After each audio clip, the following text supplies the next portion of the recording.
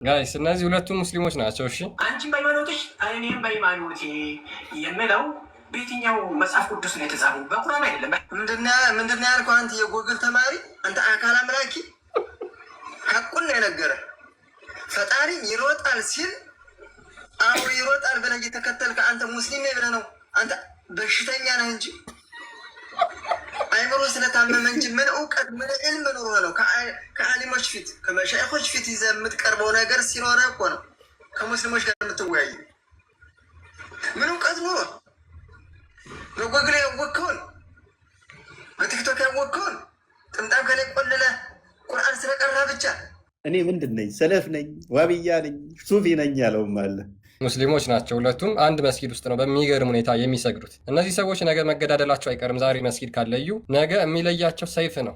ዛሬ በሰላም የማይለዩ ከሆነ እነዚህ ሰዎች አንድ መስጊድ ውስጥ ገብተው እየሰገዱ ነገ በሰይፍ የሚለያዩ ይሆናል ማለት ነው። ዛሬ በሰላም የማይለያዩ ከሆነ አለማወቃቸው እኮ ነው እስከዛሬ የጠቀማቸው። እንደዚህ አይነት ውይይት ተደርጎ አያውቅም ነበረ። ሲንቀለቀል እኔ እጅ ላይ መጣና ውስታዛቸው ይሄ ሁሉ ነቢያቶችና የሁሉ መልእክተኞች ጭንቅላት ይኑረው አይኑረው አምላካችንን አልነገሩንም ማለት በራሱ ስድብ ነው። መልካም አላህ አካላት አሉት ብለሽ ታምኛለሽ? የለውም። ኦኬ የና አለው አላህ ከአርሽ በላይ። ኦኬ ከአርሽ በላይ ምኑ ነው ያለው ማለት? አካላ እጅ እንደዚህ የለውም? የለውም። አላህ አይታይም። ኦኬ ወደፊትም አይታይም? አዎ ምናልባት የመጨረሻው ዘመን ላይ ጥያቄ ነበረኝ። ጠይቂያለሽ? እሺ ከአርሽ በላይ ነው ያለው። የመጨረሻው ዘመን ላይ ሊታይ ይችላል። እሺ እጅ እግር ምናምን የለውም? ያንቻላ የለውም። ኦኬ እጅ እግር አለው የሚሉትስ? እሱ የዛኔ እያስረዳት ነበረ እሱ ማለት ነው። እጅ እግር አለው የሚለውን እያስረዳት አንተ አላዳመጥኩም በሰዓቱ። ኦኬ ምን ነበረ? የለውም ሊለይ ነበር ነው አለው ሊለይ ምን አስረድቶታል እኮ ሲጀመር እኮ አስረድቶታል። ተሸንፎ ነው እኮ ወጣው። ተረጋጋ። ምን ብሎ ነው ሊያስረዳኝ የነበረው? አንተ እኮ አልተቀበልኩም አለው ሲልክ በቃ ነው ያልኩ። የዛኔ እኔ እየተከታተልኩ ነበረ ሙሉ እንትኑን ላይቭ ላይ ነበርኩ። አንቺስ አለው ነው የለውም የምትለውን ብቻ ነው አንተ የፈለከው በሰዓቱ እንጂ ለምንድን ነው እንደዛ የሚለውን እኮ አልጠየቅም እኮ። አለው ነው የምትይው አንቺ፣ የለውም ነው የምትይው? እሺ የለውም። ስለዚህ እንደዛ ያለበት ምክንያት አለው እሱ ማለት ነው። ፕሊስ ስለሱ ታዩና አሁን አንቺ አላህ እጅ እግር አለው ነው የለውም ነው የምትይው? የሚኖርበት ቦታ አለ የለውም? የሚኖርበት ቦታ አለ የለውም። ደስ ይላል። አምላክሽ የሆነ ቦታ ላይ ይኖረዋል፣ የሆነ ቦታ ላይ ይኖረዋል። ተማ እዛ ከስትሸነፍ ነው። ፕሊስ መሐመድ አትጩ፣ ሴጣን እንዳሉ አትጩ። ቀጥይ። ይኸውልህ አዳምጠኝ። እሱ ያለው እሱ ይሮጣልም እጃለሁ ያለው ኖ እያስረዳሁህ ነው። አዳምጠኝ፣ እያስረዳሁህ ነው። እንደዛ የሚለው ፖይንት ላይ ማለት ነው። እናንተ እኔ ስትቀርቡኝ በዚህ ልክ ቀርባችኋለሁ ለማለት ያህል ነው። ስለ እጅ እግር ነው የጠየኩሽ። እንደዛ ያለው እንጂ ነጃት ስለ እጅ እግር ያውልሻው መሮጡ ከሆነ ዋብያ እንደመሆንሽ በስንሱማ ይሮጣል፣ መሮጡም ያላህ ባህሪ ነው ብለው ሙፈሲሮች አይደለም። ፕሊስ አትከራከሪኛ፣ አዳምጪ። እኔ መረጃውን ሰጥቼ አሳይሻለሁ። እንደዛ የሚል መረጃ አምጣ። ምን አላህ እንደሚሮጥ ነው? አይ መረጃ አምጣ። ጣቱ ላይ ነው። ሩጫውም ከሆነ በሊቃውንቶች ዘንድ እንዴት ይሮጣል አልተገለጠ። ጭንቅላት ይኑረው አይኑረው ይሄ ሁሉ ነቢያቶችና የሁሉ መልእክተኞች ጭንቅላት ይኑረው አይኑረው አምላካችንን አልነገሩንም ማለት በራሱ ስድብ ነው። እግር ነው የነገሩት። ተረጋግተህ አውራ አንተ። አዳምጥ፣ ተረጋጋ። ከ124,000 ምናምን አካባቢ በእያንዳንዱ ጎሳ ቋንቋ መልእክተኛ ልከናል። ከርከሮ ተረጋግተህ አውራ እንጂ አባክ መሆና ነው። ከርከሮ አንዴ ስድቡን ያዛርገውና በእያንዳንዱ መልእክተኞች ቋንቋ በጎሳቸው ልከናል ተብሎ የተነገረው ግን ምንድነው? እግር አለው፣ ባት አለው፣ እጅ አለው፣ ጭንቅላት ይኑረው አይኑር አናቅም፣ ወገብ አለው፣ ሆድ ይኑረው አይኑር አናቅም፣ አንገት ይኑረው አይኑር አናቅም፣ ብልት ይኑረው አይኑር አናቅም፣ አናቅም። ይሄ መልስ ሊሆን አይችልም። ኤኒዌይስ ግን ወደ ቶፒኩ እንመለስና አሁንም አላህ ሁለት ቀኝና ግራ እጅ ካለው አትሊስት ሁለት እጅ አለው። ፕሊስ አንዴ በተጻፈው መሰረት ስርዓት ይዛወራል። ላስወርድ ነው። አትረብሽ። ሀዲስ ስድብ ከመሰለ ምንም ላደርግ አልችልም። ሁለት ቀኝ እጅና ግራ እጅ ካለው አትሊስት ሁለት እጅ አለው። እኔም ሁለት እጅ አለኝ። በቁጥር እንመሳሰላለን። ግራና ቀኝ በሚለው ዳይሬክሽን ተሰጠው። አቅጣጫ የሚሰጠው ነገር ሁሉ ሉክ ግራና ቀኝ ተብሎ ከተነገረለት እሱ ደግሞ ፍጡር ነው። በወዲ ቀኝ በወዲ ግራ ተብሎ ከተነገረለት የሚያካብበው ነገር አለ ማለት ነው። የሚያዋስነው ነገር አለ ማለት ነው። ያ ነገር ደግሞ የሚታይ ከሆነ ስኮፕ አልታዘዝንም። እኛ ምንድነው ስለመታዘዝ ነው። ሀይ ልቦለዳችን በቁርአናችን እየመጣን ወይንም 1 2 3 ብለን አናምንም። በፈጣሪያችን አላህ ነው ያለው። ፎቅ ነው። ፎቅ ምን? የምን ፎቅ? የትኛው ፎቅ ላይ? ፋውቅ ምንድን ነው ፋውቅ? አረበኛ ቃል እፎይ ከላይ ማለት ነው። ተረጋጋ። ቆይና በጣም ስቃል። ቆይ አሁን ፎቅ የምትለውን ከአረብኛ ከቁርአን ላይ ያሳየኝ እስኪ። ከቁርአን ላይ ያሳየኝ። ምን ፎቅ የምትለዋን ቁርአንህ ላይ ያሳየኝ። ፎቅ አይደለም ፋውቅ። አሁን አሳየኝ ፕሊስ። ቁርአን ላይ እችን ቃል አሳየኝ። በቁርአን ላይ የምትመራው አለል አርሽ ስተዋ ነው። አልጠየቅኩህም። እኔ እንደዛ ብዬ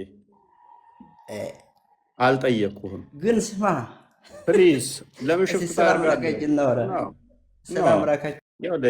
ላታመልጭኝ፣ አታሯሩጭኛል። አትሩጥ። አሁን ቆይ ልታመጣ ትችላለህ? እኮ ላስተምርህ ነው የገባሁት። ልታመጣ ትችላለህ ወይ? ፋውቅ ነው ከላይ ነው እኮ። አምጣዋ ማስረጃውን። ወይ እሺ፣ ይኸው ልንገርህ፣ ያስረዳል። ፈጣሪ ለምሳሌ ከላይ ስትል ጭንቅላቴ ላይ ነው ማን ነው ጭንቅላቴ ላይ የሚኖረው? ወይንም ደግሞ ፀጉር ነው የሚኖረው? አረበኛ ነው ይሄ። አረበኛ አሁን ማስረጃው አረበኛ ስለሆነ አንድ ማስረጃ ከቁርአን ላይ እንደዛ የሚል እሺ፣ ግለጥ። እሺ፣ ለግላሳይ ኦልራይት። እሺ፣ ምን ላይ ይከፈትልህ? አውጣ። ምን ላይ ይከፈት? አርህማኑ አለል አርሽ ስተዋ ያለውን ክፈት። አልጠየቅኩም። እኔ አርህማኑ አለል አርሽ ስተዋ የሚለውን አልጠየቅኩም። እዛ ላይ ነው የምታገኘው። ኖ፣ እዛ ላይ ፎቅ የሚል የለም። ፎቅ አይደለም ፋውቅ በል። እሺ፣ አሳየኝ። ጥቀስ። ለምን ትስቃለህ? መረጃውን አንተ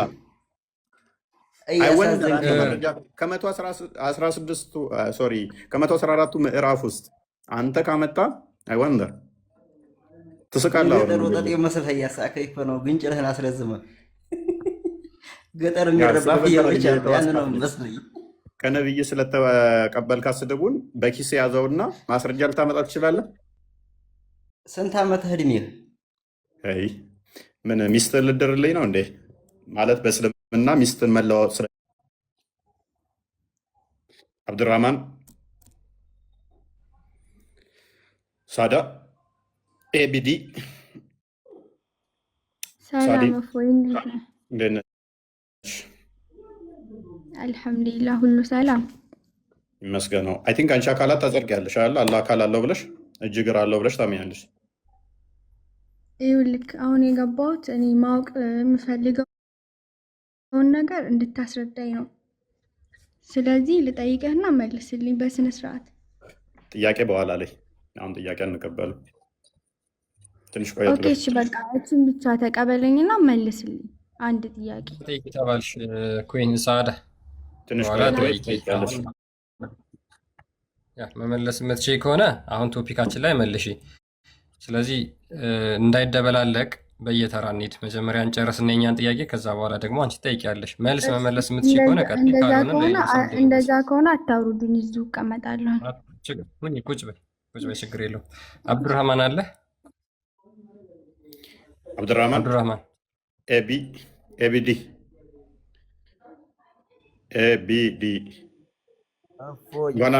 እንኳን ደህና መጣህ። ሰላም ሰላም፣ እንኳን ደህና ቆያችሁ። ማን ነው? ሁሉ ሰላም ነው? አለ አልሐምዱሊላህ ረብል ዓለሚን። ኦኬ አካል ዛት ታጠርቃለህ አይደል? እላለህ ዛት ታጠርቃለህ፣ አላህ ዛት አለው ብለህ ታምናለህ? ኦኬ ዛሬም ጥያቄ ነው። እኛ የምንጠይቅበት ጊዜ የለም። ጠይቃለህ፣ ወደ መጨረሻ ላይ ትጠይቃለህ። እሺ እዚህ አካባቢ የሚመልሱልህ ካሉ ይመልሱልህና እኔ ጥያቄ ለመጠየቅ ነው ዛሬ የመጣሁት። ኦኬ እሺ። ኢቫ ከማን ነው የሚለው? እኔ ክርስቲያን ነኝ። ኦኬ ለምን የሙስሊም ስም አደረግ? አይ መጀመሪያ ሙስሊም ስለነበርኩ ነው እንጂ አሁን ክርስቲያን። ኦኬ እሺ። ኦኬ አብዱራህማን ይሰማል? አብዱራህማን ዛሬ ዝምታ ነው፣ ሁሉ መማር ነው የፈለጉት። ኦኬ አብዱራህማን ኦኬ እሺ። ጅብሪልን ቀይረው። በጣም ብዙ ሙስሊሞች አሉ። ፈውዛን እንኳን ደህና መጣህ። እንኳን ደህና ቆየ እፎዬ። እንዴት ነህ ወንድሜ? ሰላም ነው ያለው? አልሐምዱሊላህ። መልካም። ኦኬ አካላት ታጸድቃለህ እንደ እስልምና ላይ? ሙስሊም ነህ? ሙስሊም ነኝ። አካላት ታጸድቃለህ? እኔ እንትን ጥያቄ ያለኝ ለዛ ነው የላኩልህ። ጥያቄ ትንሽ ቆየት በሉ እና እንቀበላቸዋለን። ኦኬ አብዱራህማን አለ? አብዱራህማን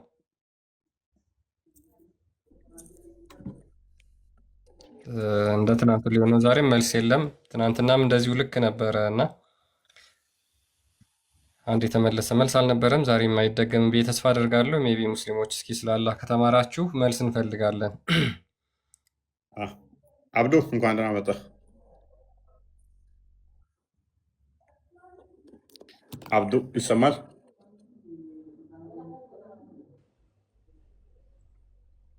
አይሰማም? የኔ አይሰማም? እንደቀጥል ክርስቲያን ይሰማል፣ በደንብ ይሰማል። ሜቢ አብዱራህማን አብዱ፣ እስኪ አሁን የጠየቅነው ጥያቄ ላይ መልስ መመለስ የሚችል ሙስሊም ካለ ማለት መስጊድ ውስጥ ተምረናል፣ አስተምረውናል፣ ስላላህ አውቀን ነው የምንከተለው ብላችሁ የምታምኑ ሙስሊሞች ካላችሁ ማንኛችሁም ማይካችሁን አንስታችሁ መልስ መልሱ። ስላላህ እግር፣ ስላላህ እጅ፣ ስላላህ ፊት፣ ስላላህ አይን ተምራችኋል? ስላላህ ባት ተምራችኋል? አላህ ስንት ባት እንዳለው ተምራችኋል? እስኪ ስላላህ የምታውቁትን ነገር አሳውቁን። ዛሬ ስፔሲፊካሊ ስለ እጁ ነው። ግራና ቀኝ እጅ ሰጣችሁታል። እዛ ግራና ቀኝ እጁ ላይ ደግሞ ጣት አለው ብላችሁ ታምናላችሁ። ሉክ ጣት አለው። ስለዚህ እነዚህ ጣቱና እጁ የተሰካካ ነው ወይስ የተለያየ ነው? አሁን 5 ጣት አለው። 5ቱ ጣት 1 2 3 4 5 ተብሎ የሚቆጠረው ቅድም እፎይ እንደተናገረው ክፍተት መሀል ላይ ስለሚኖረው ነው። ክፍተት የማይኖረው ከሆነ ለምሳሌ ድፍን ከሆነ 5 ተብሎ የመቆጠር ቻንስ አይኖረውም። 5 ተብሎ የመቆጠር ቻንስ አይኖረውም። ሌሎችም ደግሞ መረጃዎች አሉ አላህ ክፍት ጣት እንዳለው ማለት ነው። እነሱንም እናሳያቸዋለን። ይሄ ክፍተት ውስጥ ፍጡር ነው ወይስ ፍጡር አይደለም? አላህ ከማንም ጋር አይመሳሰልም ብለው ይናገራሉ። እኛ ስንት ጣት ነው ያለን? ሁላችሁም እጃችሁን ብታዩት 5 ጣት ነው ያላችሁ አይደለ? በተለየ ኬዝ ካልሆነ በስተቀር ማለት ነው። አላህም 5 ጣት አለው። አትሊስት ከአላህ ጋር በቁጥር ተመሳስለናል ማለት ነው።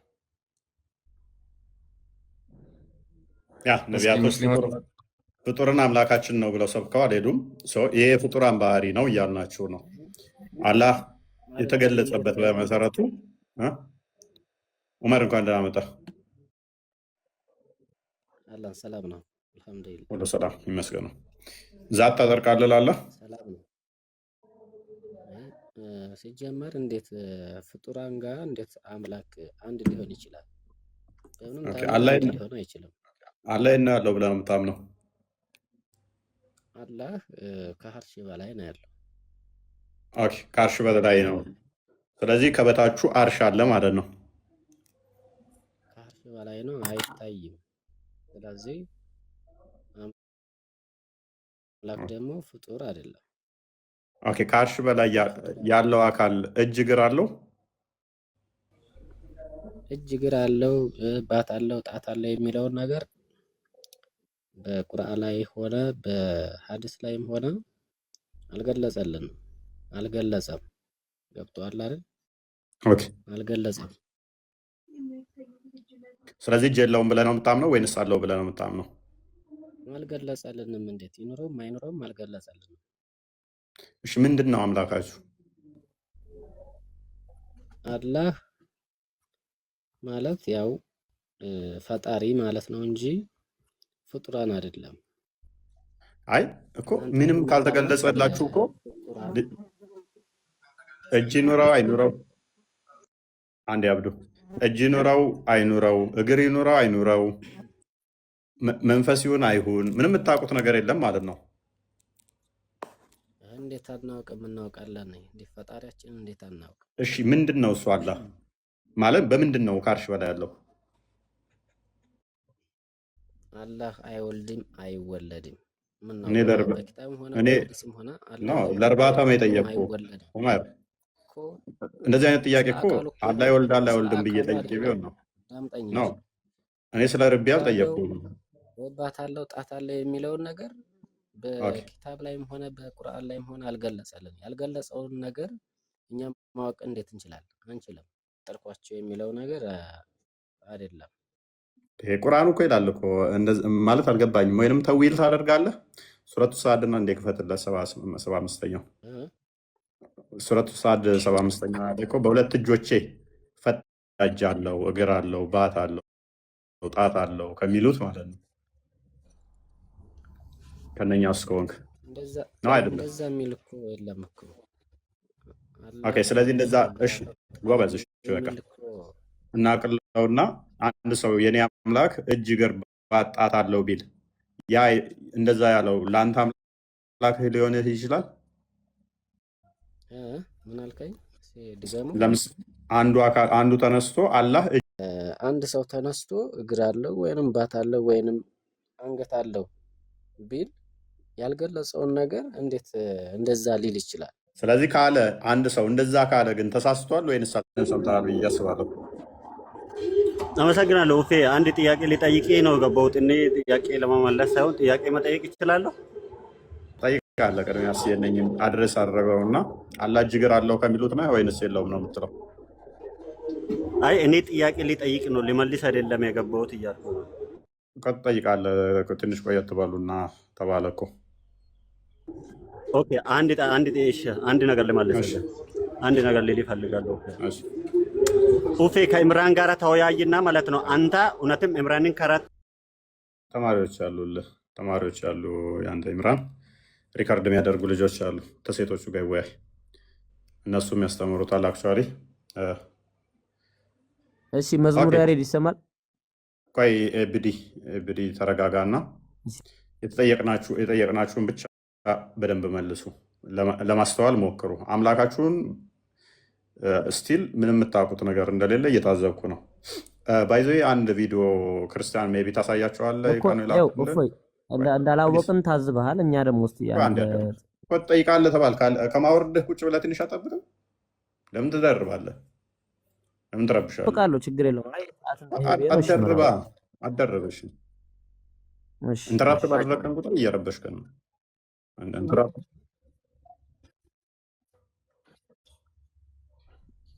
ሚዩት ነው።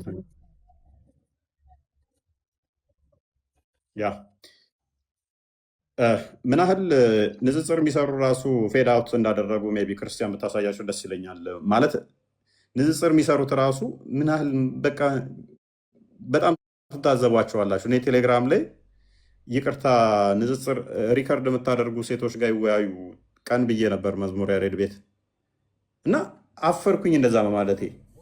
ማለት እነኚህ ሪከርድ የሚያደርጉ እህቶቻችን ስራ እየሰሩ በማይመች ሁኔታ ውስጥ ሆነው የሚሰጡት ምላሽ እዚህ የዋብያ ኡስታዞች ከሚያነሱት አርጉመንት ምን ይላል? ባህረ ሀሳብ ምዕራፍ 1 ላይ አንድ በጣም የሚገርም ነገር አለ። እግዚአብሔር ስነ ፍጥረትን ለምን ፈጠረ በሚለው ርዕስ ላይ አንድ ያስቀመጠው ነገር አለ። ምንድነው ያስቀመጠው? ዓለማትን አስቀድሞ እግዚአብሔር በአንድነት በሶስትነት አንድነቱ ሶስትነቱን ሳይጠቀልለው እንዴት አትሊስት እኮ ተግባቦት እኮ ያስፈልጋል። አሁን እኮ አማርኛውም በጣም ግራ የሚያጋባው ነው። እውቀትም ክፍተት እየመጣ ነው። አሁን እግዚአብሔር አንድነቱ ሶስትነቱን አልጠቀልለውም፣ ሶስትነቱ አንድነቱን አልከፋፈለውም ማለት አንዴ እግዚአብሔር ሲፈልግ ይጠቀልላል፣ ሲፈልግ ይካፈላል ብሎ ይፈተዋል። አልከፋፈለውምና አልጠቀልለውም ብሎ እዛው አስቀምጦት እዛው እኮ ነግሮታል እኮ አንድነቱ ሶስትነቱን አይጠቀልለውም ተብሎ ሲል እግዚአብሔር ሲፈልግ ይጠቀልላ ይላል። ሶስትነቱ ደግሞ አንድነቱ አይከፋፍለውም ብሎ አስቀምጦ እግዚአብሔር ደግሞ ሲፈልግ ይካፈላ ይላል። ይሄ በጣም ለኦዲየንሶቹ ክብር የላቸውም ነው። በቃ ለሚያዳምጡት ሰው መሰረታዊ የማገናዘብ ሪዝን አውት ለማድረግ ራሱ ነው የምልህ። እሱ እኮ የሚመጣው እኮ ኦዲየንስን ስታከብር ነው። ባይዘበይ አሁን አንተ ሙስሊሞቹንም እኛንም ስለምታከብር ተጠንቅቀ ነው የምታወራው። አየህ፣ የበሰለ ነገር ታደርግ። ሲሰድቡ እንኳን ርዕሱ ላይ ሆኑ እንዲህ ነው እያልክ በእውቀት አትሊስት ትሟገታለህ፣ ሪስፔክት ታደርጋለህ፣ እውቀቱን በራሱ ማለት ነው። በዛኛው ሳይድ ግን ኢቭን ቃላቱን እንኳን ለመግባባት ኦዲየንሱን ስለማያከብሩ ዝም ብሎ በቃ ይናገራሉ። ከዛ በቃ ማሻላ ተክቢር አንተ ጎበዝ ይባላል።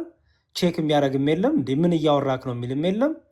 በቃ እና ግን እንዲያው ሞኝ የነቀለውን ስንት ብልህ ሞኝ የተከለውን ስንት ብልህ አይነቅለውም እንደሚባለው እንዳይሆንና ሀሳቡን ትንሽ እናብራራ። እግዚአብሔር አንድነቱ ሶስትነቱን አይጠቀልለውም፣ ሶስትነቱ አንድነቱን አይከፋፍለውም ሲባል ምን ማለት ነው? እኛ እግዚአብሔር ሶስት ነው አንድ ነው ስንል ቁጥር እየቆጠርን አይደለም። አንድ ሁለት ሶስት እያልን አይደለም። እግዚአብሔር አንድ ነው ስንልም ቁጥር አንድን እየጠራን አይደለም። የቁጥር ጉዳይ ከሆነ እኮ ከአንድ ሁለት ይቀድማል፣ ከአንድ ደግሞ ዜሮ ይቀድማል። እግዚአብሔር ሶስት ነው ስንል አብ ወልድ መንፈስ ቅዱስ፣ አብ ወልድ አይደለም፣ ወልድ አብ አይደለም፣ መንፈስ ቅዱስ አብና ወልድ አይደለም እያልን ነው። ስለዚህ አብ ወልድ አይደለም የሚለውን ለማስቀመጥ አብ ልክ መጽሐፍ ቅዱሱ ክርስቶስ እኔና አብ ብሎ እንዳስቀመጠው አንድ ሚዩት አድርግልኝ ፕሊስ። እኔና አብ ብሎ እንዳስቀመጠው እኔ እና ይላል፣ እኔ እና ይላል። ስለዚህ አብ ወልድ አይደለም ማለት ነው። ሶስትነቱ ስንል ነው። አንድነቱ ሶስትነቱን አይጠቀልለውም ስንል እኛ ሶስት አካል አማኝ አይደለንም ማለት ነው። ሶሪ አንድ አካል አማኝ አይደለንም ማለት ነው። እንደ ኦንሊ ጂሰሶቹ አብ ወልድ ነው ወልድም አብ ነው እያልን አንድ አካል አማኝ አይደለንም። ይልቁንም አብ ወልድ መንፈስ ቅዱስ አብ ወልድ አይደለም ወልድ አብ አይደለም ስንል አንድነቱ ሶስትነቱን አይከፋፍለውም ስንል መለኮትነቱ በባህሪው መከፈል የለበትም ነው። እግዚአብሔር አንድ አምላክ ነው። አንድ ነው ስንል ቁጥር እየጠራንም አይደለም፣ በመለኮቱ የሚመስሉ የለም። መለኮቱ ሶስትነት የለበትም ማለት እስልምናው እኛ ላይ እንደዋሸው ሶስት አምላክ እያለ ስለሚዋሽ ወንድሞቻችንን የሚይዘው ሶስት አምላክ እያሉ ስለሚሰድቡን አንድነቱ ስንል አምላክነቱ ሶስትነት የለበትም። ምን ማለት ነው? ሶስት አምላክ የለም፣ ይልቁንም አንድ አምላክ ነው ያለው። አንድ አምላክነቱ በሶስት አካል ስለተገለጠ ሶስት አምላክ የለም ሲባል አንድነቱ ሶስትነቱን አይጠቀልለውም ተባለ። ሶስትነቱ ደግሞ አንድነቱን አይካፍለውም ሲባል አብ ወልድ መንፈስ ቅዱስ የሚለው የግብር ስም አብ ወልድ አብ ነው፣ ወልድ ወልድ ነው እያለ ነው። ስለዚህ ሶስትነቱ በግብር ሶስት መሆኑ በመለኮት ሶስት አያደርገውም። በመለኮት ደግሞ አንድ መሆኑ ሶስት አምላክ ደግሞ አያደርገውም፣ ምክንያቱም በአካል ሶስት ስለሆነ የሚል በአንድነቱ ሶስትነቱን አይጠቀልለውም፣ ሶስትነቱ አንድነቱን አይካፍለውም የሚለው ትምህርት ይሄ ነው። እና ያው እንዳልኩት ለኦዲየንሶቹ ሪስፔክት ስለሌላቸው ክብር ስለሌላቸው የሚጠይቅም ስለሌለ ምን እያልክ ነው? ክርስቲያኖች ይቅም ስለሌለ ምን እያልክ ነው? ክርስቲያኖች እንዲህ ይቅም ስለሌለ ምን እያልክ ነው? ክርስቲያኖች እንዲህ የምትግባቡ አላውቅም። ያ ባለመግባባት መግባባት አለ በሚለው እንተላለፍና ኦራይት። አሁን በቀላሉ አላህ 5 ጣቶች አሉት። እነኛ 5 ጣቶቹ እጁ ወደ አንድ ጠቅልሎ አምጥቷቸዋል ወይንስ 5ቱም ጣቶች እንደዛው እንደተከፋፈሉ ናቸው? ወደ አንድ የተጠቅልለው የመጡ ናቸው? የምር ይቅርታና ማለት አንዴ ይቅርታ አንዴ ምንማራ እፎይ እኛ ምንማር አሁን መዝሙር ያሬድ ባነሳው ሐሳብ ላይ ነበር እኔ ጥያቄ ብንመልሱልን ምን ችግር አለው? ጥያቄ ይመልሳላችሁ ቢመልስልን ምን ችግር አለው? አንዴ ተረጋጋና ምን ችግር አለው? ቆይ አንዴ ተረጋጋ። መዝሙር ያሬድ አሁን በጣም ምርጥ ሰው ነው ሳየው ራሱ አመላለሱ ጥያቄ ፕሊዝ ተረጋጋ። እናውቃለን በጣም ጎበዝ ነው። ስለዚህ አሁን አንተ ደግሞ የእኛን ልክ ኡስታዝህ የጠየቀውን ጥያቄ እኛ እንጠይቃለን። ያላህ ጣት ተከፋፍሎ ነው ያለው ተገጣጥሞ ነው ያለው? ትመልሳለህ? ጥያቄ ለጥያቄ ደግሞ መልስ ካላችሁ ሳፈሩ ትጠይቃለህ። ችግር የለውም ታገስ። ከስሩ ነው ይማርቶ መጨረሻ ላይ ይገባል። መጠየቅ ይችላሉ። ክርስትና ያላቸውን ጥያቄ እናንተ ይህንን ፎከስ አድርጋችሁ ጨርሱ። እፎይ ያ ሙስሊሞች ፎሎ አድርጉት። መዝሙር ያሬድ ያ ኦኬ። እሺ ከስር ማነው አብደላ የሚል ነው የገባው? ይሰማሃል ወንድማችን? ጥያቄ ያለኝ ይቅርታ። ሰላም ናችሁ? ሰላም ነው። እንዴት ነው? እንኳን ደህና መጣ ብለናል። አልሐምዱሊላህ። ጥያቄ ያለኝ ትንሽ ደቂቃ ብቻ የሆነ ቢሲ ብዬ ነው። እሺ እኛም ትንሽ ደቂቃ ነው የምንወስድብህ። አላህ ስንት ጣት ነው ያለው?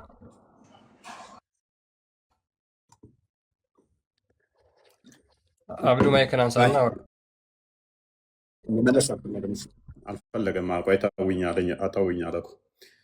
ኦኬ አብዲ፣ አብዛኞቹ ሙስሊሞች አሁን ላይ ክርስትናው ላይ ጥያቄ እንጂ ያላህ ነገር የበቃቸው ነው የሚመስለን።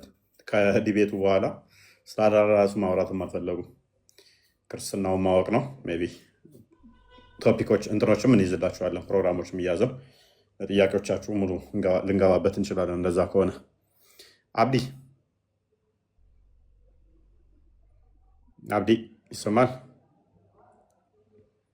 ሁሉም መማር ነው የፈለጉት። አብዲ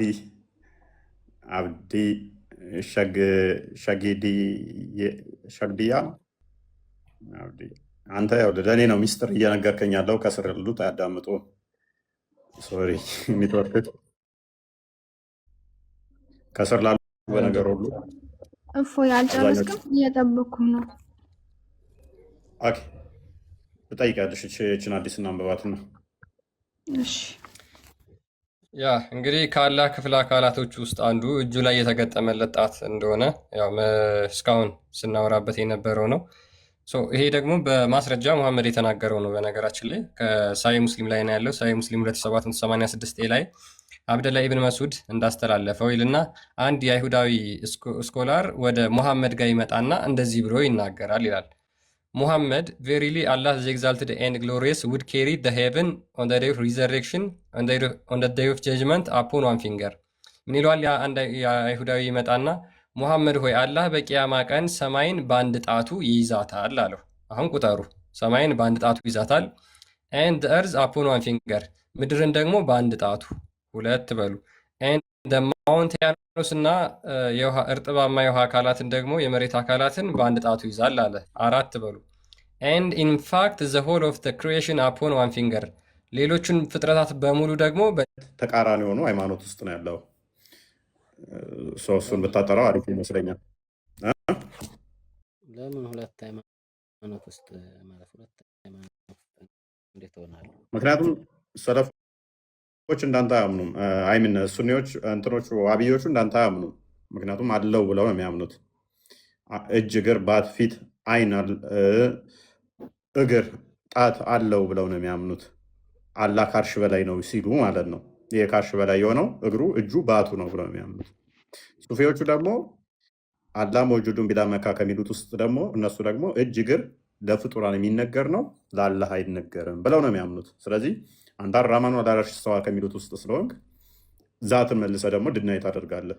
ከነሱ አላህ ካርሽ በላይ ነው ብለህ ትቀበላለህ። ዛት ስትጠየቅ ደግሞ ድናይ ታደርጋለህ። ስለዚህ የሱፊዎችንም የሰለፎችንም አቂዳ ነው ያስከው። ለዛ ነው ደርበሃል፣ ሁለት አቂዳ ዛህል። አንዱን ግን ካፊር ነው የሚባባሉት። ሜይ ቢ ቪዲዮዎቻቸውን በደንብ ቼክ አድርግ፣ መጽሐፍቶቻቸውን አንብብ፣ እንዳንተ እንትኖቹን አስተምሮቶቹን በደንብ ቼክ አድርጋቸው። አንዱን ካፊር ነው ሙስሊም አይደለም። ኢቨን ሰሞኑን እኔ ከተወያየው በኋላ ካያችሁ ኡስታዙ መጥቶ አዎ አላህ እጅ አለው፣ አላህ እግር አለው፣ አላህ ባት አለው፣ ጭንቅላት ይኑራ አይኑረው ግን አላቅም፣ አንገት ይኑራ አይኑራ አላቅም፣ ጣት ግን አለው ሲል ነበረ። ለሱ ምላሽ የሰጡ ደግሞ ኖ ይሄ ሙስልምናን አይወክልም፣ ሙስሊምም አይደለም ካፊር ነው ብለዋል። እሱ አለው ብለው የሚያምኑ እሱ የሚደግፉ አዎ አለው የሚሉ አሉ። ከዚህኛው ሳይድ ደግሞ የለውም ይሄ ፍጡር ነው፣ እጅ እግር ባት የሚወጣ የሚወርድ ጭንቅላት ይኑራ አይኑረው ማይታወቅ እግር አናመልክም የሚሉ ደግሞ አሉ። ይሄ ጣዖት ነው የሚሉ አሉ። ሜይ ቢ ክርስቲያን ቪዲዮ ቅድም ከፍቶ ነበር ይመስለኛል። ጣዖታችሁን ኢቨን የእናንተን አላህ የእኛ አላህ ይግደለው ራሱ ተባብለውበታል። እሱንም እንትን ማለት ትችላለህ ማለት ነው። ሜይ ቢ ክርስቲያን ካዘጋጀ ያሳይሃል። እሱንም ሳዳ ወይ ፎይ እንጠይቀው። አንቺ የትኛው እንደሆንሽ ግን ታውቂዋለሽ አንቺ? ኖ እኔን አትጠይቀኝ። እስካሁን የተቀመጥኩት እንድትመልስልኝ ነው። ስለዚህ ልጠይቀህና መልስልኝ። ምንድን ነው ጥያቄሽ? እሺ ቴንክ በጣም ስለማድረግ ያክል ግን ባሳይ ቪዲዮ ጥሩ ነበር። ይሄንን እሺ አሳየን ማለት ነው። ያ አንድ ሁለት ቪዲዮዎችን ላሳይና ማለት ያለው ልዩነት እንደዚህ ቀላል የሚባል ስላልሆነ ነው። ለኡመር ነው ማሳየው። አብዛኛው ማህበረሰብ አሁን ያውቀዋል፣ ግን ኡመር አይዶን ነው እንዴት እንዳልተረዳውና እንዳላወቀው ማለት ነው። አለ እኮ እኔ ምንድን ነኝ ያለው አለ እኮ እኔ ምንድን ነኝ ሰለፍ ነኝ ዋብያ ነኝ ሱፊ ነኝ ያለውም አለ። እስቀጥል ያነሳው ጉዳይ ነበር እና አላህ ፊት እንዳለው አይን እንዳለው ጭንቅላት እንደሌለው እጅ እንዳለው ባት እንዳለው እንዳለው ሁሱ ሲወያይ ሰምቻለሁ። እስልምና ላይ አላህ ፊት እንዳለው አይን እንዳለው ጭንቅላትና ሀዲስ የሚያጸድቀውን በሙሉ እኛም እናጸድቃለን። አላህ አለኝ ያለው በሙሉ እኛም እንቀበላለን። የለኝም ያለውን ደግሞ አለህ ብለን ሌላ እንትን ውስጥ አንገባም፣ ያለውን ብቻ እናጸድቃለን የሚል ነው። አሁን ይሄንን እንግዲህ ሙስሊሞች፣ ሌሎች ደግሞ አህባሾቹ ምን ይሉታል? ለምሳሌ እግር አለኝ እጅ አለኝ ብለው የሚቀበሉትን አህባሾች ደግሞ እንደዚህ ነው የሚሉት። ይህን አላህ ማለት ነው እግር ያለውን እጅ ያለውን ባት ያለውን አላህ እንደዚህ ይሉታል። ውይይት የማታ ውይይት የእፎይና የሁሱ እጅ አለው እግር አለው ጭንቅላት አለው ጣቶች አሉት። እፎይ ሌላ ጥያቄ ቢጠይቅ ጥሩ ነበረ። በሌላ ውይይታቸውን ቢያደርጉት ጥሩ ነበር። ግን ለሙስሊሙ ማህበረሰብ ላስተላልፍ በዚህ ዙሪያ ማለት ነው። ይሄ ፈጣሪ እንዳልሆነ እጅ እግር ያለው ሁለት እጅ ያለው ባት አለው ጣቶች አሉት ያለው አላህ እንዳልሆነ አላህ ይህን ነገር አላህ ይግደለው ብሎ ይህን ጣትና እጅ አለው የሚሉትን ጌታ አላህ ያጥፈው። እንደው አላህ ዓለምን የፈጠረ ጌታ የተጠራራ ጌታ ሙነዘህ የሆነ ጌታ እጅ እግር ያለውን ጌታቸውን አላህ ይግደልባቸው። እዛ ላይ አኖረው እንደዚህ አላህ ብለው ሰይመው ባት አለው እግር አለው እጅ አለው ጭንቅላት አለው የሚሉትን ጌታቸውን አላህ ይግደልባቸው።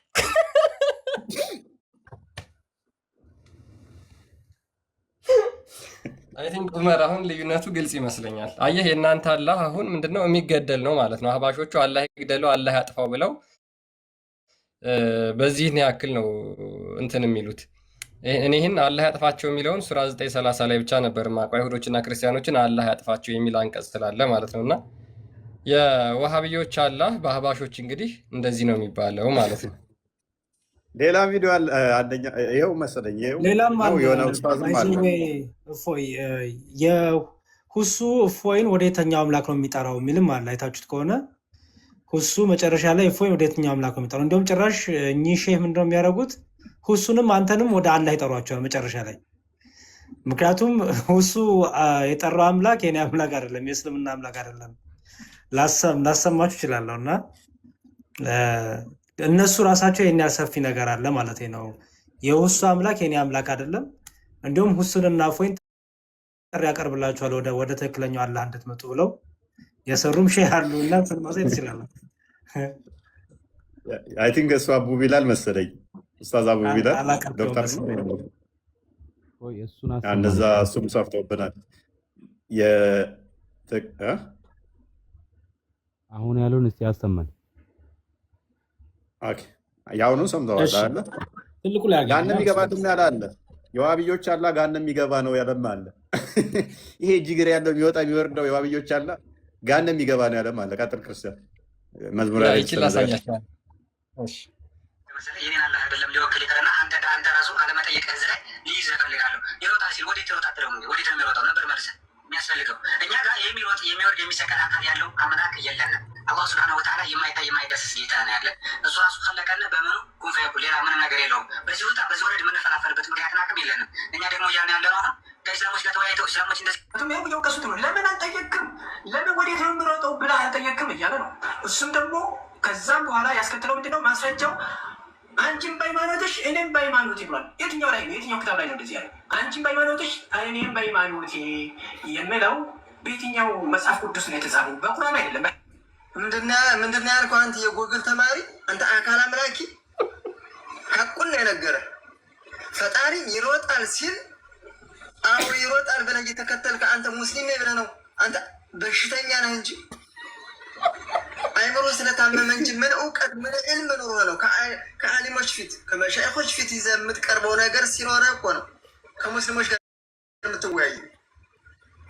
ምን እውቀት ኖሮ በጎግል ያወቅከውን በቲክቶክ ያወቅከውን ጥምጣም ከላይ ቆልለህ ቁርአን ስለቀራ ብቻ ጋይስ። እነዚህ ሁለቱም ሙስሊሞች ናቸው። እሺ ሙስሊሞች ናቸው ሁለቱም። አንድ መስጊድ ውስጥ ነው በሚገርም ሁኔታ የሚሰግዱት። እነዚህ ሰዎች ነገ መገዳደላቸው አይቀርም። ዛሬ መስጊድ ካለዩ ነገ የሚለያቸው ሰይፍ ነው። ዛሬ በሰላም የማይለዩ ከሆነ እነዚህ ሰዎች አንድ መስጊድ ውስጥ ገብተው እየሰገዱ ነገ በሰይፍ የሚለያዩ ይሆናል ማለት ነው። ዛሬ በሰላም የማይለያዩ ከሆነ አለማወቃቸው እኮ ነው እስከ ዛሬ የጠቀማቸው። እንደዚህ አይነት ውይይት ተደርጎ አያውቅም ነበረ። ሲንቀለቀል እኔ እጅ ላይ መጣና ኡስታዛቸው እናንተ ማስረጃ አላችሁ የሰውዬ ሙስሊም መሆኑን? አይ ሙሉ እንትኖቻቸውን ልናሳይ እንችላለን። ታዋቂዎችን በቴሌቪዥን ላይ ራሱ የሚቀርቡትን ልናሳይ እንችላለን። ያሁን አቡ ቢላል ታውቀዋለህ ብዬ አስባለሁ። ታዋቂ ነው፣ በቴሌቪዥን ፕሮግራም ላይ ይቀርባል። የተባለው ሰው እፎይ የተባለውን ወደ ምንድን ነው ጥሪ እያደረገለት ያለው? አላህ ብሎ ለሰየመው ሁሉንም የሰው ልጅ አካል ክፍሎች ያጸድቅና ወካነ የቁል ኡዕፉኒ ዐን ልፈርጅ ወልሊሕያ ብልትና ፂም ግን አላጸድቅም ይሄን ይቅር በሉኝ ይል ነበረ። ሱብሓነላህ። ይሄ ሁሱ የሚባል መጣና አሁን ላይ አይ ብልት እንዲሆን አላህ ሊኖረው ይችላል አለም። ኢና ሊላሂ ወኢና ኢለይሂ ራጂዑን። እኔ ያልገባኝ ነገር ውድ ወንድሞችና እህቶቼ፣ ይህ ሁሱ የተባለው ሰው እፎይ የተባለውን ወደ ምንድን ነው ጥሪ እያደረገለት ያለው? አካል የሆኑትን ሰይዱና ዒሳን ዓለይሂ ሰላምን ማምለክን አቁም ከሆነ እሱ ራሱ የአካል አምላክ እንደሆነ ገለጸልን። ምናልባት ጥሪ እያደረገለት ያለው ሙሉ አካል ያላቸውን ሰይዱና ዒሳ ዓለይሂ ሰላምን ማምለክ እንትተህ እኔ ከጎደሎ ክፍለ አካላት የገነባሁትን የሰራሁትንና የገጣጠምኩትን አላህ ብዬ የሰየምኩትን ወደ ማምለክ ና እያለው ካልሆነ በቀር እኛ ሙስሊሞች ግን ሁሱንም ይሁን እፎይን የምንጠራቸው አካል ማምለካቸውን ተውና ብቸኛውን አካል ያልሆነውን ፍጡራንን የማይመስለውን ብቸኛውን ፈጣሪን አላህን ስብሓንሁ ወተዓላ ተቀበሉ ወደሚል ነው። በዚሁ አጋጣሚ ውድ ወንድሞችና እህቶቼ እነዚያ በስመ ሶፊያ እየተንቀሳቀሱና ሙሸቢሃዎችን ወንድሞቻችን ናቸው አንለያይም እያሉ እሹሩ የሚሉት ሰዎች እንደ ሁሱ ያለውን ጣዖት አምላኪ ነው እንግዲህ ከሙስሊሞች ምድብ ለመመደብ እየተንቀሳቀሱ ያሉት። አላህ ይጠብቀንና ይህ አካሄድ ግን እነዚያን ክርስቲያኖችን በራሱ ሙስሊሞች ናቸው ወደ ማለት የሚያደርስ እንደሆነ ምን ያክል አላህ ብሎ ብቻ ስለሰየመው ሙስሊም ነው ካሰኘ ነገ ከነገ በኋላ እነዚያ ክርስቲያኖች ሰይዱና ዒሳን ኢየሱስ ታንኪዩ ሜቢ ሰምተሃል ወንድማችን አልጨረሳችሁም? እሺ ቀን ስለዚህ ልዩነታቸው እንደዚህ ቀላል አይደለም። ምንድነው እሱ እስከዛሬ በአቂዳ ጉዳይ ላይ እንደዚህ አይነት ብዙም ውይይቶች ተደርገው አያውቁም ነበረ እና የአቂዳ ጉዳይ ብዙም አብዛኛው ኦዲየንስ ስለማያውቀው እኛ አቂዳ ጉዳይ ላይ ተወሰነ ሰርተንበታል። ከዓመት የማያንስ በአቂዳ ጉዳይ ላይ ተማምረናል እና ችግሩ እንደዚህ ቀላል አይደለም። ባይዜ አሁን እንዳሳየናችሁ ብቻ አይደለም። አሁን ሜቢ ክርስቲያን የሚያሳያቸው ቪዲዮ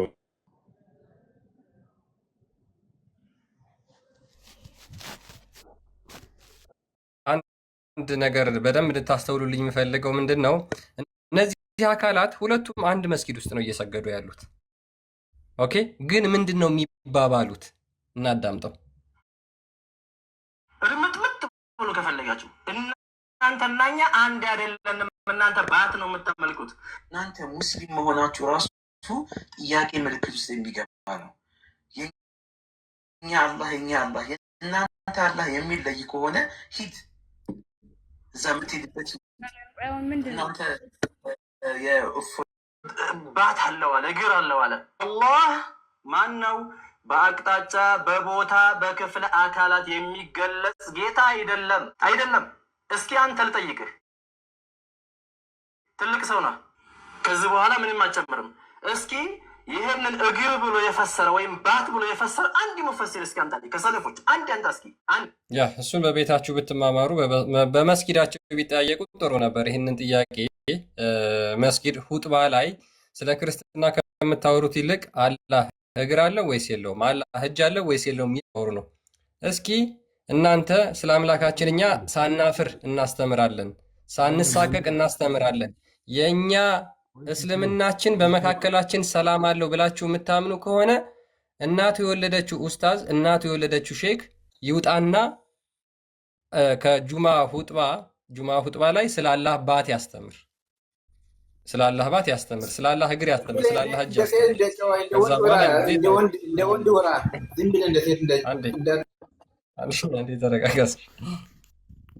ተረጋጉና እኛ ግን እናወራለን ስለ አላህ እጅ። አሁን እዚህ ጋር ስለ አላህ ጣት እናወራለን። ቴኒስ ማሚ ያለ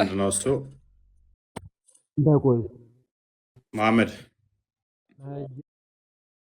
ለአላህ እግር ከማ ድምፅህ ትንሽ ታፍኗል። መሐመድ ድምፅህን ከፍ ማድረግ አልሰማም። አሁን ተመልሷል መሰለኝ። እስልምና ማሚ ሰላም ነው መሐመድ? ይሰማሃል አይደል? አላህ ስንት ጣት ነው ያለው? አቤት ይሰማል። ስንት ጣት ነው ያለው አላህ? ቀጥል ወደ መልሱ። ይኸው አላህ ማለት ነው። ቀጥል፣ ዝም አትበል። ለአላህ አንተ ይሄ ጣት አለው እግር አለው ምናምን ብለህ ልታወራ አትችልም። አላህ ጣት የለውም እግር የለውም። ለአላህ ይኸው አላህን ማለት ነው አይቶ የማያውቅ ሰው አንተ አላህ አይተን ታውቃለህ? አይተህ አታውቅም። ስለዚህ አንተ ስለ አላህ ማለት እኔን ተወኝና የምታምነው መልስ። ስለኔ አታውራ። ጣት አለው ብለህ ነው የምታምነው ወይስ የለውም ብለህ ነው የምታምነው? መልሱ። ያስተማሯችሁ መስጊድ ውስጥ ምንድን ነው? ሙስሊሞች ስለ ፈጣሪያችሁ ያስተማሯችሁ ምንድን ነው? ተናገሩ እስኪ። ኧረ ጣት የለውም ምንም የለውም። ያው አለውና የለውም የሚባል ነገር የለም። ቅድሚያ ይሄን ለይተህ ማወቅ አለብህ። ኦኬ፣ አለውምም የለውምም ሁለቱንም ነው አይባልም ነው እያለ ታወቅም። አለውም ብለህ መወሰን አትችልም፣ የለውም ብለህም መወሰን አትችልም። ለምን? የተረጋገጠ ነገር አይደለም። ይሄ ያልተረጋገጠ ነው የምታመልከው ማለት ነው። አሁን አንተ አለው እያልክ ነው አይደለ? እስኪ የትኛው ኪታብ ነው አለው የሚለው? አላህ ምን እንዳለው ምን እንደሌለው አታውቅም ማለት ነው።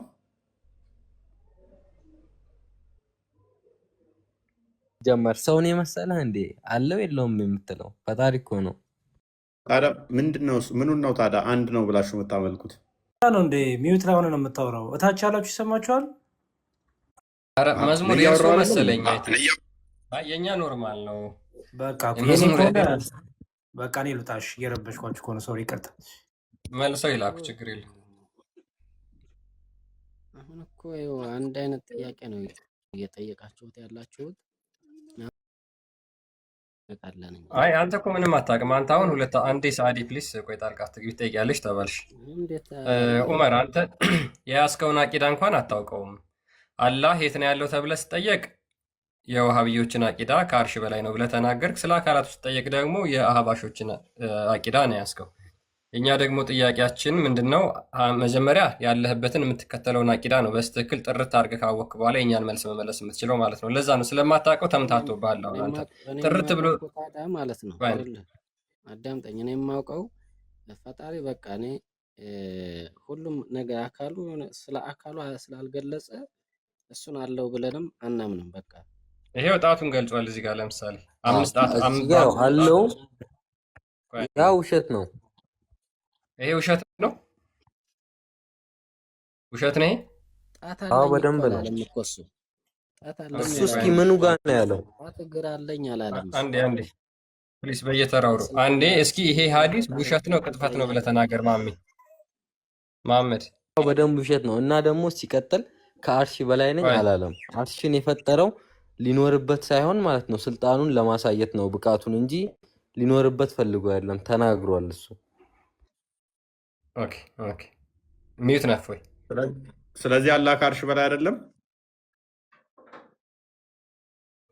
አይደለም። የት እንዳለም አይታወቅም። የት እንዳለም አይታወቅም። ጥያቄያችንን ተመልሱልናላችሁ። ቆይ ቢንታ አንዴ ታደማ እንዴ ምን ማለት ነው? የት እንዳለም አይታወቅም ማለት ማይታወቅ ነገር አሁን እንደዚህ ቦታ የለውም እሱ አይደለም የተቀመጠበት ቦታ አይደለም። እንደዚህ ነው የምትለው ቦታ አይደለም። ድምጽ ሄዷል። ድምጽ ነሳከል ምናል ኔትወርክ ነው አሁን ማለት ነው። እንደዚህ አይነት ቦታ ነው የሚባል ቦታ አይደለም አሁን ያለው። አላህ ምንድን ነው? እሺ ማለት አካል የለውም አለው? አካል የለውም። ኦኬ እጅም እግርም ባትም እንደዚህ የሉትም? አሁን አለውም የለውም ልልህ አልችልም። አይታወቅም ነው ያለው እኮ እዚህ ጋር አሁን ማለት ነው። አለውም አልተባለም የለውም አልተባለም። ፈጣሪ እንደሆነ ማወቅ አለበት። እስኪ አለው የሚለው አንተ የቱ ጋር ነው? ምን ላይ ነው የሚለው? የትኛው ኪታብ ላይ ይላል? ወይስ ቁርአን ላይ ምን? እስኪ ምኑ ጋር ነው የሚለው? ኦኬ ኡስታዞቹ እየዋሹ ነው አላህ አለው ሲሉ እጅ እግር አለው ሲሉ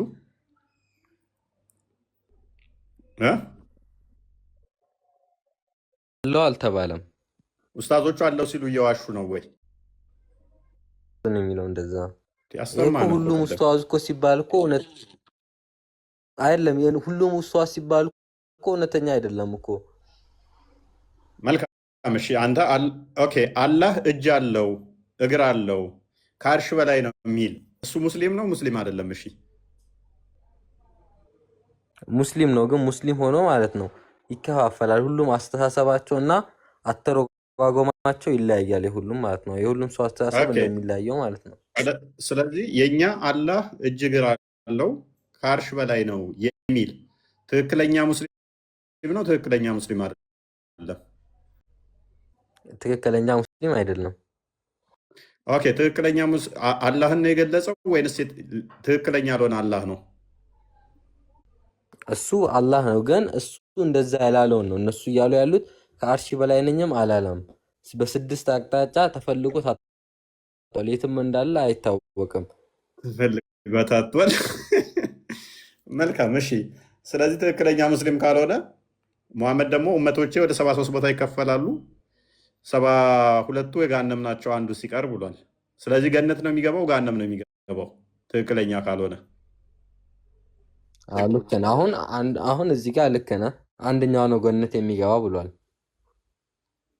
ስለዚህ 72ቱ ጋነም ከሚገቡት ውስጥ ነው የሚሆነው ማለት ነው። አላህ ከአርሽ በላይ ነው እጅ እግር አለው የሚለው ሳይሆን አላህ ከአርሽ በላይ ነው ስንል ከፍጡራን በላይ ነው ለማለት ነው ማለት ነው። ከሁሉም ፍጡራን በላይ ማለት ነው። ከዛ በላይ ነው ለማለት ያክል ነው እንጂ ወይ ቦታውን ምናምን ለመጥቀስ አይደለም። አርሽ ነው የሚገኘው። አርሽ በላይ ነው ስንል ከሁሉም ፍጡራን በላይ በቁዋውም በሁሉም በላይ ከሰማይ በላይ ስንል ከሰማይም ከሁሉም በላይ ነው ስንል በሁሉም በመለኮት አመለካከት ከፍጡራን ከፈጠራቸው ሁሉ የበላይ ነው ማለት ነው። ኦኬ ዛት አለው አለ የለውም? ዛት አለው የለውም? አላህ ሱብሃነሁ ወተዓላ ሲናገር አደምን በሁለት እጆቹ ፈጠርም ብሏል ማለት ነው። አላህ ሲናገር አደምን ሲፈጥረው በሁለት እጆቼ ፈጥሬያለሁ ብሏል። እዚህ ድረስ እዚህ ድረስ አውቃለሁኝ። እና ጥያቄ ምንድነው? ቆይ አንዴ።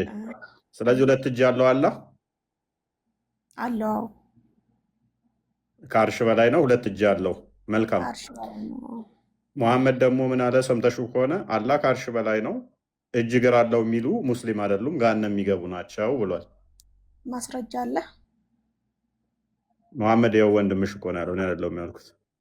አላህን እጅ እግር አለው የሚሉ እኛ እሱ መሐመድ እኛ የምናውቀው መሐመድ ነቢያችን ሰለላሁ ዐለይሂ ወሰለም እንዲህ ብለው አላስተማሩንም። ያ ከመሬት ተነስቶ አንድ ሰው መጥቶ ማለት ነው። አንድ ሰው መጥቶ ከመሬት እንደዚህ ነው አላህ እንደዚህ ነው አላህ ከመሬት በታች ነው ቢል እንደዚህ ይሄን እኮ አንከተልም አይደለም። እሺ መልካም ወንድምሽ እዚህ ጋር ያለው ከጎንሽ ያለውን ነው መሐመድ ያልኩት እንጂ ነብይሽን አይደለም። ከጎንሽ ያለው መሐመድ አይደለም ይለው መሐመድ እሱ ነው። አላህ ከአርሽ በላይ ነው እጅ እግር አለው የሚሉ ትክክለኛ ሙስሊም አይደሉም። ትክክለኛ ሙስሊም ካልሆኑ ደግሞ ኡመቶች 73 ቦታ ይከፈላል ብሏል ነብይሽ። 72ቱ የገሃነም ሲሆን አንዱ ሲቀር 72ቱ የገሃነም ናቸው ብሏል። ትክክለኛ ሙስሊም ካልሆናችሁ ደግሞ የገሃነም ትገባላችሁ። በዛ ውስጥ አካቷችኋል ማለት ነው። ኤኒዌይስ ሁለት እጅ ያለው ብለሻል። እጆቹ ጣቶች አሉት የሉትም? እጆቹ በግራና በቀኝ ነው የሚገኙት ወይንስ ቀኝ ብቻ ናቸው? እንደዛ ስንልም ቀኝና እጅ ሰው እኮ አይደለም፣ ፈጣሪ ሰው አይደለም። ገባ? በሰው አይደለም የምንመስለው ማለት ነው። ግራና ቀኝ እጅ ነው ያለው ወይንስ ቀኝ ብቻ? ሰው አይደለም። ግራና ቀኝ እኮ የሚኖረው ማለት ነው ሰው ሲሆን ነው እኮ። እሱ ደግሞ ፈጣሪ እንጂ ሰው አይደለም። ታንክ ዩ በደንብ አስተውይ። ግራና ቀኝ ካለው እሱ ፍጡር ነው፣ ፈጣሪ አይደለም። ግራና ቀኝ እጅ ካለው እያልሽን ነው አይደለ? እንደዛ አይደለም ያልኩት። ሰው እጅ በሁለት እጆች የፈጠርኩኝ ነው እንጂ ያለው እንደዚህ ጣት አለኝ ግራ ቀኝ እጅ ምናምን የሚል እኔ እስካሁን አላየሁም። ካለ ወደፊት ኢንሻአላህ እማራለሁኝ። ታንክ ዩ ምን ብለሽናል? በመጀመሪያ ፐርሚስሽ ላይ ግራና ቀኝ እጅ የሚኖረው ሰው ነው፣ እሱ ፍጡር ነው። የሰው እንደዚህ ግራና ቀኝ ያለው ፈጣሪ አላህ ግን እንደዛ አይደለም ነው ያልሽን አይደለ? በደንብ ፖይንቱ ገብቶሻል፣ ሰምተሽኛል። እና አሁን ጥያቄያችንን ልትመልስልን ትችላለህ? እፎይ ልንጠይቅ ነበር የገባ ነው። እንመልስልሽ እዚህ ጋር ከተግባባን። እችታችን አሁን ቢንት ሙሐመድ ባለፈው ከተወያየኝ ይልቅ የተሻለ ሪዝን አውት እንደምታደርግ መገንዘብ ይቻላል። አሁን እንዳለችው ግራና ቀኝ ካለው እሱ የፍጡር ነው የሰው ነው የሚሆነው። ጣቶች ያሉት ከዛ ግራና ቀኝ ካለው እሱ የሰው ነው። ሰው ደግሞ የፍጡር ባህሪ ነው፣ ፍጡር ነው የሚል ነው። ወደዛ ነው የገባችው ሙግቷ። እኛም ባለፈው ያቀረብነው ለኡስታዙ ጥያቄና መልስ ላይ ካስታወሳችሁ አላህ እጅ ያለው ስትል ቀኝና ግራ ነው ወይንስ ቀኝ ብቻ ነው ብዬ በጠየቁበት ሰዓት ላይ ሁለቱም አጣብቂ ነው። አክቹዋሊ አጣብቂኝ ጥያቄ ነው። ሁለቱንም ቢመልስ ሁለቱም ላይ እመተዋለሁ። የሰጠኝ ምላሽ ምንድን ነው? ቀኝና ግራ እጅ አለው የሚል ነው። ሁለት እጅ አለው፣ አንደኛው በቀኝ ነው፣ አንደኛው በግራ እጅ አለው የሚለው ማለት ነው ውሸት ነው። ምስል የለውም። አንዴ ቆይ አንዴ። ስለዚህ በቀኝና በግራ አለው ብሎ ነው የመለሰልኝ። ስለዚህ ግራና ቀኝ ካለው ደግሞ ዳይሬክሽን እና ዳይሜንሽን አለው። ፍጡራን ያካበቡታል ማለት ነው። የሚመጣ የሚሄድ የሚታይ ግራና ቀኝ ያለው ተነገረለት የፍጡር ባህሪ ነው ብዬው የትኛው ሙፈሲር ነው? ኦኬ ቀጥል ክርስቲያን። አዲሱን አንብበው ያለው ምንድን ነው? ያ አንድ ጊዜ ቢንት ሙስሊም በነገራችን ላይ ለአምላክ ግራ ቀኝ ተብሎ አይነገርለትም። በተለይ ደግሞ የሙስሊሞች አምላክ ማለት ነው ዋሃብዮቹ የሚያመልኩት ግራ ቀኝ ይነገርለታል፣ አካላት ይነገሩለታል። እነዚ አካላቶቹ ደግሞ የሚታዩ ናቸው። የት ነው ያለው? በቦታ ነው የሚገደበው። ስለዚህ ምንድነው ማለት ነው? ፋይናይት ስፔስ ውስጥ ያለ ነው ማለት ነው። ለምሳሌ ቢንት የምታመልከው ሳይ ሙስሊም 2788 ኤ ላይ ያለ ሀዲስ ነው። ሜይ ቢ ክሊፕ በአማርኛ ልተርጉምልሽ፣ አረብኛ ምችም ከሆነ አረብኛው ማንበብ ትችላለሽ። ምን ይላል መሰለሽ?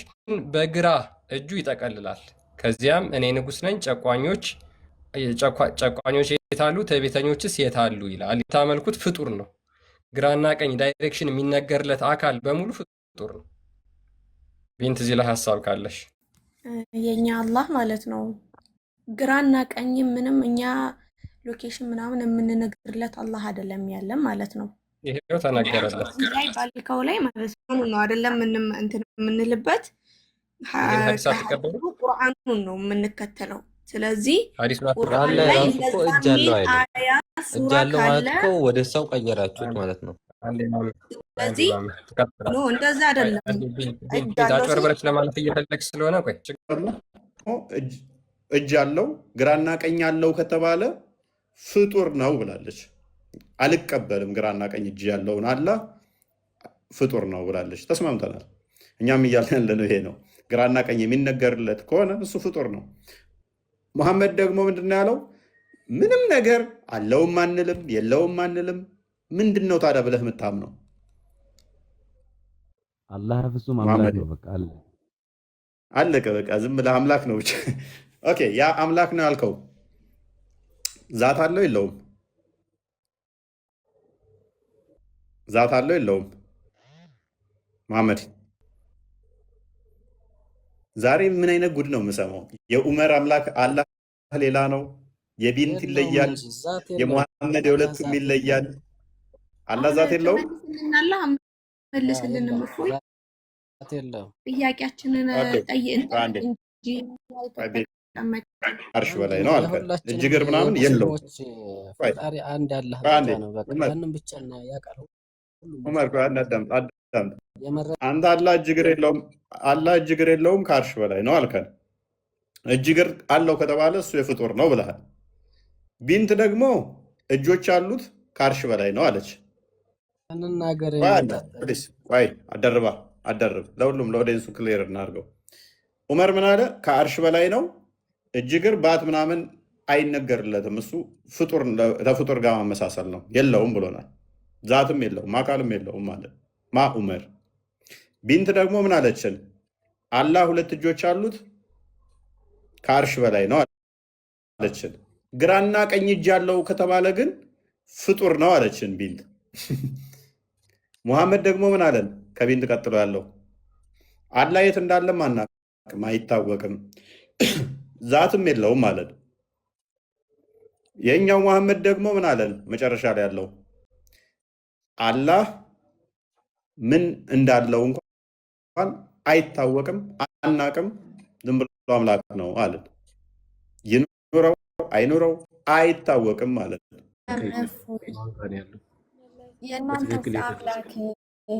የእናንተስ አምላክ ሰው እንደሆነ ታውቃለህ?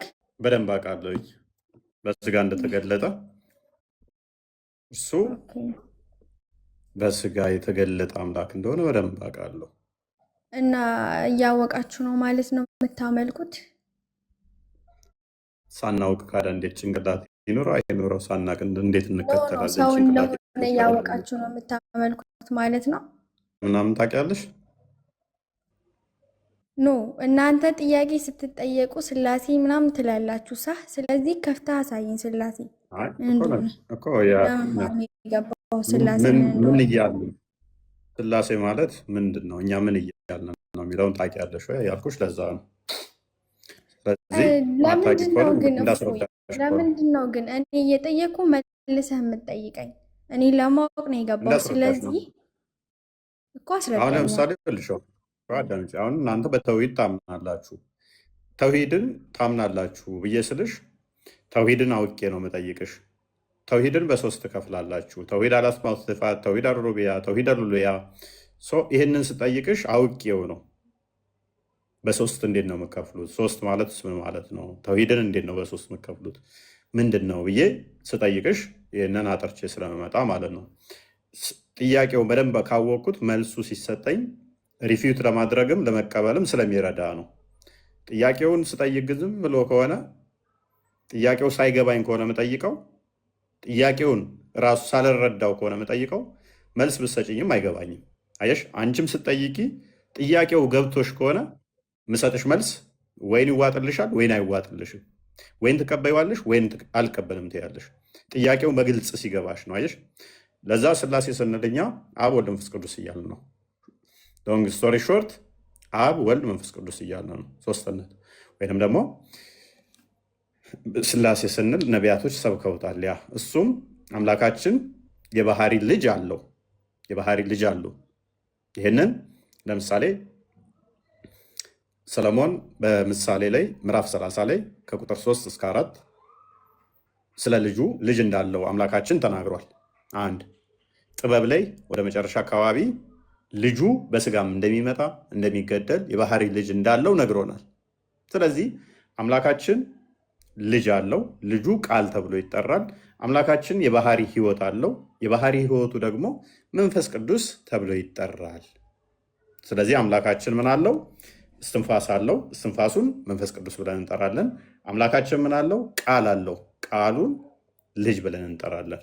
ስለዚህ ስላሴ ስንል እንደዚህ እያልን ነው። እኛ ቅድም አንድነቱ ሶስትነቱን ሳይጠቃልል ሶስትነቱ አንድነቱን ሳይከፍል ሲል አምላካችን ዲዳ አይደለም፣ ዊችዝ ሚዩት አይደለም፣ ዊችዝ እንደኛ ዝርው ቃል ያለው አይደለም፣ ዊችዝ ቃሉ ፍጡር አይደለም፣ ዊችዝ ቃሉ ፈጣሪ ነው፣ ማድረግ የሚችል ነው፣ አካላዊ ፐርሰን ነው፣ እኔ ማለት የሚችል ነው፣ ማድረግ የሚችል ነው። እርሱን ምን ብለን እንጠራለን? ልጅ ብለን እንጠራለን። ከአብ የተገኘ ብለን እንጠራለን። ከእርሱ የሚወጣ ከእርሱ የተገኘ ብለን ከእሱ የተወለደ ብለን እናምናለን። አምላካችን የባህሪ ህይወት አለው፣ የባህሪ እስትንፋስ አለው። እርሱም ፈጣሪ ነው ብለን እናምናለን። እርሱን መንፈስ ቅዱስ ብለን እንጠራለን። ስለዚህ አምላካችን ሚዩት አይደለም፣ ቃል አለው። ቃሉን አንድ አካል ወይም ደግሞ ልጅ ብለን እንጠራለን። አንድ አካል የአምላካችን የባህሪ ቃል ወይም ደግሞ የባህሪ ልጁ አንድ አካል ብለን እንደምንጠራ እንዲሁም ደግሞ አምላካችን ምን አለው? የባህሪ ህይወት የባህሪ እስትንፋስ አለው። የባህሪ ህይወቱን የባህሪ እስትንፋሱን ደግሞ ምን ብለን እንጠራለን? መንፈስ ቅዱስ ብለን እንጠራለን። ዘፍጥረት ገና ከመጀመሪያው ሲጀመር በመጀመሪያ እግዚአብሔር ሰማይንና ምድርን ፈጠረ፣ እግዚአብሔር መንፈስም በውኃ ላይ ሰፍኖ ነበር ይላል። ያ የእግዚአብሔር መንፈስ ቅዱሱ መንፈስ መፍጠር የሚችል ማድረግ የሚችል ነው። መዝሙረ ዳዊት ምዕራፍ 33 ላይ በተመሳሳይ ቁጥር 6 ላይ ሰማዮች በእግዚአብሔር ቃል ጸኑ፣ በአፉም እስትንፋስ ይላል። ሰማዮች የተፈጠሩት የጸኑት በእግዚአብሔር ቃል ነው። ቃሉ ፍጡር ሳይሆን መፍጠር የሚችል ማድረግ የሚችል እኔ ማለት የሚችል ነው። ስለዚህ ኢዮብም ምዕራፍ 33 ቁጥር 4 ላይ በተመሳሳይ ፍጥረታት በእግዚአብሔር መንፈስ እንደተፈጠሩ ይናገራል ማለት ነው። ስለዚህ እግዚአብሔር መንፈስ ፈጣሪ ነው። ያን የእግዚአብሔር መንፈስ እስትንፋሰ እግዚአብሔር ተብሎ ይጠራል። የእግዚአብሔር ቃል እሱ አካላዊ ነው። እሱም ምን ተብሎ ይጠራል? አንድ ፐርሰን ነው ወይንም ደግሞ ሁለተኛ አካል ተብሎ ይጠራል።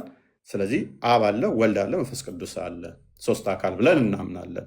አንዲት መለኮት፣ አንዲት አገዛዝ፣ አንዲት ስልጣን ብለን እናምናለን። ይህንን ደግሞ ክርስቶስ በስጋ ሲገለጥ በግልጽ ነግሮናል። እኔና አብ አንድ ነን ሲል ሁለት አካል እንዳለ እኔ እና አብ ብሎ እሱ ልጁንና አባቱን ጠርቶ ነገረን።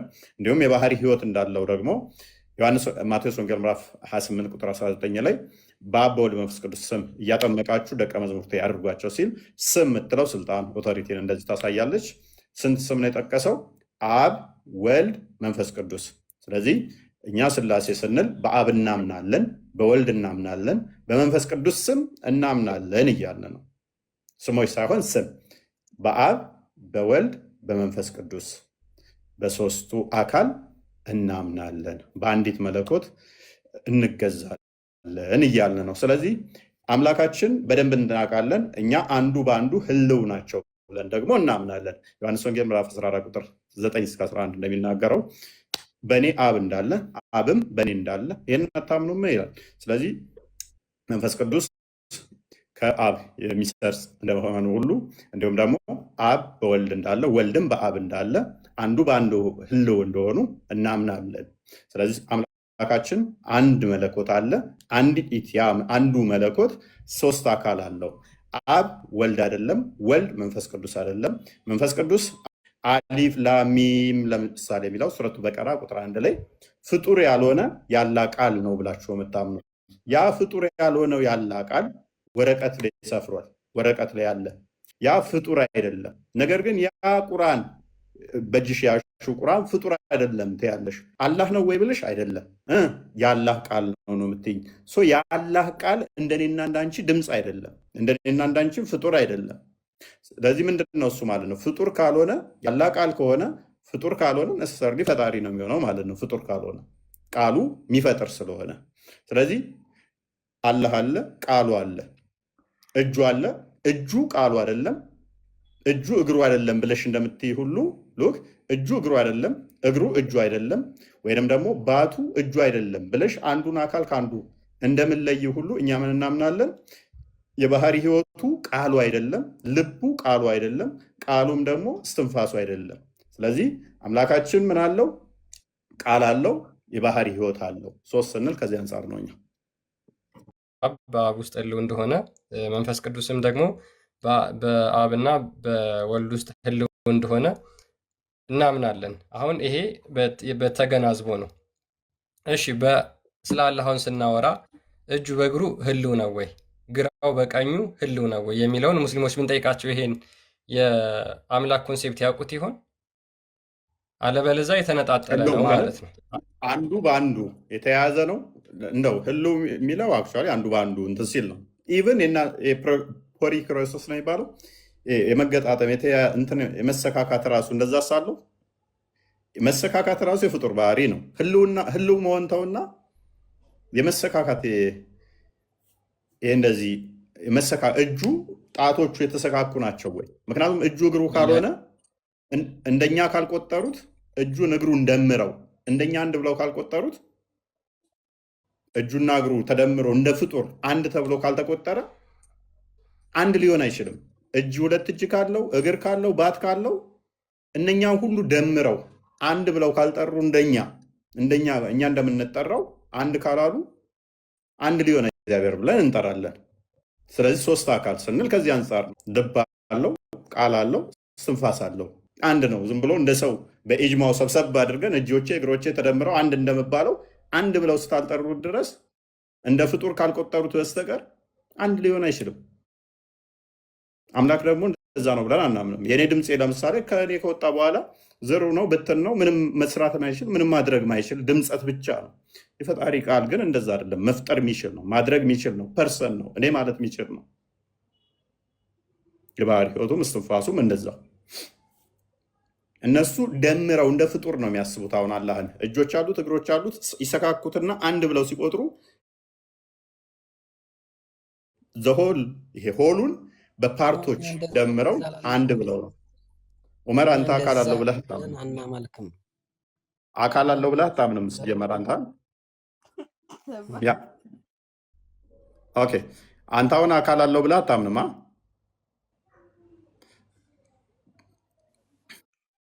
ኢቭን አካል አለው ብለህ እጅ እግር አለው ብለህ አታምንም። አንተ አላምንም። እጅ እግር አለው ብዬ አላምንም። ያልተጻፈ እጅ እግር አለው የሚሉት አላምንበት። ኦኬ አላህ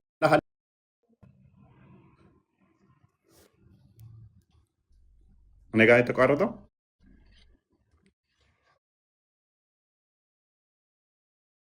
ዑመር ተቋርጦበታል። ተቆርጦ ጸጥ ብሏል።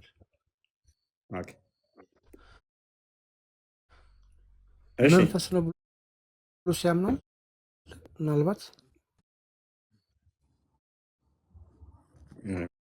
ይመስለኛል። ዩሱፍ ነው የሚለው ይሰማል። ዮሴፍ ሙስሊም ነው ክርስቲያን ነው?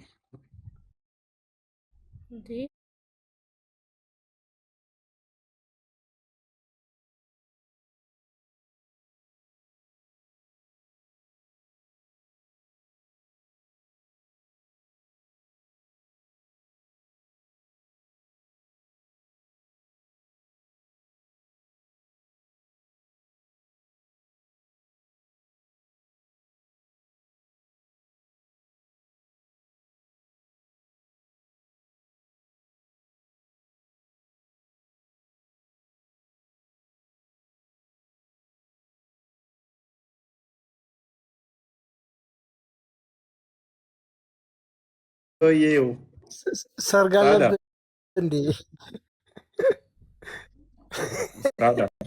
እሺ እፎይ፣ ኢየሱስ አምላክ ነው ብላችሁ ታመልካላችሁ እና አምላካችሁ ይተኛል ምናምን።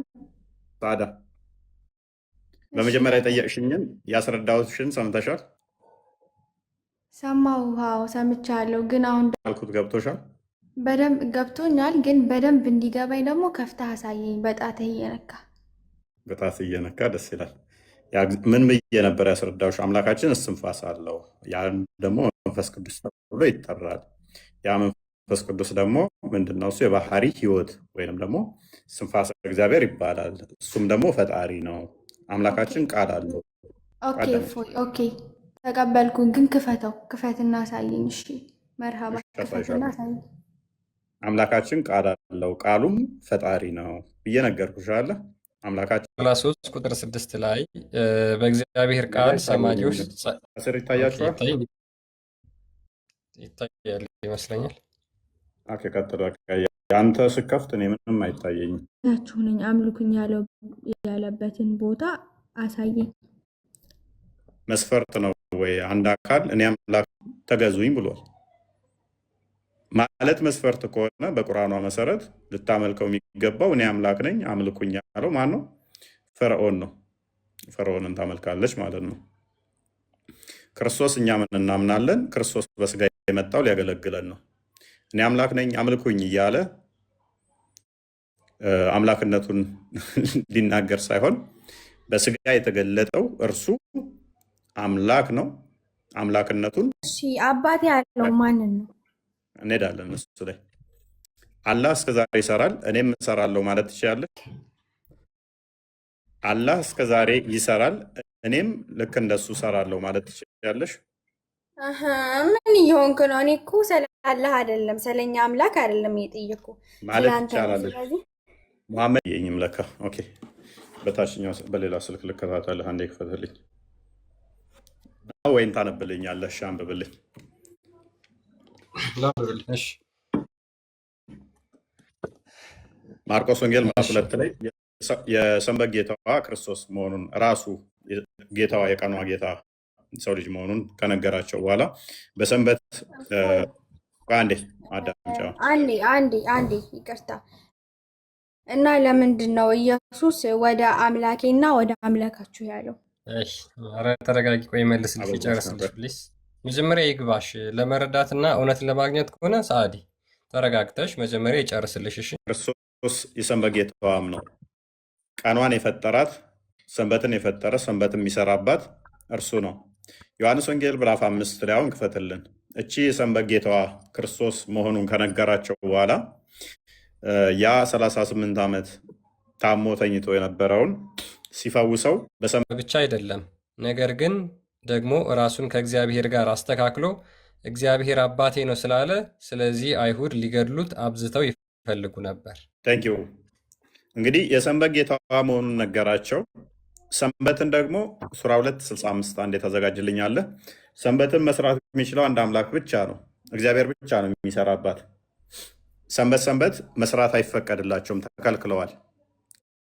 ቅዳሜ አድርጓልና ራሱን አምላክ ነኝ እያለ ነውና እነሱ ገብቷቸዋል።